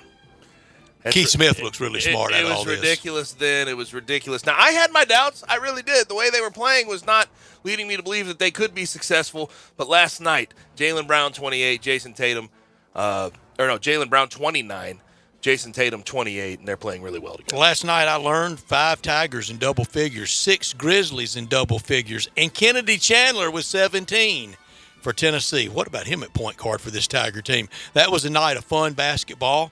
Tonight we'll be downtown at FedEx Forum. Looking forward to that. The Arkansas game was interesting last night. At the end of the game in a mostly empty Mizzou arena, they were calling the Hogs. They took over the building. Did you see the sort of run-in that when John Fulkerson went into the Kentucky bench last night? Did y'all see how That's how it starts. That was early. It looked like the bench coach or the videography coach sort of gave John Fulkerson the business shove. Yeah. Probably. Tony Barbee gave a forearm shiver one time to an Arkansas player that Nolan didn't like here. That's an uncomfortable situation, but Tennessee just hammered them. Now, what I could have done without Aaron Rodgers and Shailene Woodley, did you see it? They called off their engagement. What? They called it off. No. The it couple called off their engagement. What am I going to do with the gift I'd already bought them? I don't know. You have to, well, did you already send it? Well, no, but Well, that's good. Okay, you can keep it. What am I going to do with a piece of water? Resell it. That's great.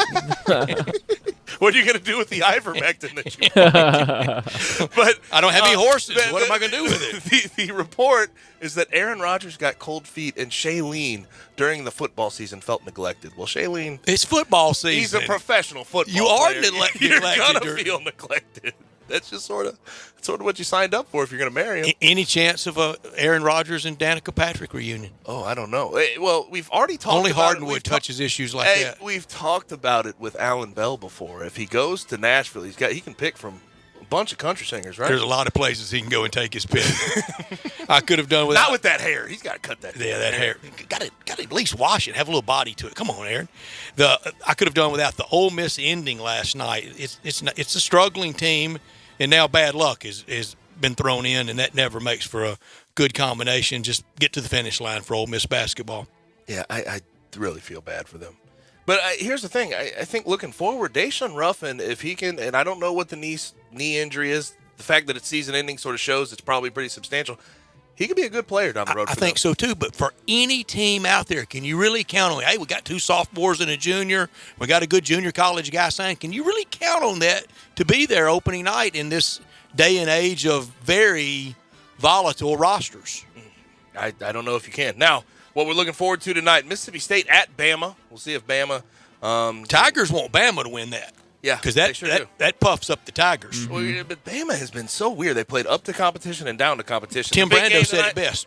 They could win a big NCAA tournament game or shoot themselves right out of one. For sure. The big game tonight, though, Baylor at Texas Tech. I'm looking forward to that. That's going to be a good one. That's in Lubbock. Number 7 Baylor against 11 Texas Tech Grizzlies and Trailblazers downtown with a rested All-Star game ready. 11.5-point favorite. SMU at Temple. I think Memphis wants SMU to stay unscratched up. Yes. That SMU team is such a weird one for me. They're so bizarre. The way they played here, and I know they beat the Tigers pretty substantially, they did not look good. They didn't look good at all. It was like off a bad team at that time. They weren't good. That was one of the all-time nights, and then everything afterwards. And with that Grizzlies-Blazers game, Grizzlies can go to 42 wins, which would be over their Vegas set preseason win total, something to keep an eye on. But that's all we have for today. Thanks for joining us. Thanks to Alex Kuhn, Tim Brando, Blake Lovell, and Kevin Sweeney for their contributions to the program. For Brett, for Brian, I'm Gabe. Enjoy your night and be safe. We'll holler at you tomorrow at 3.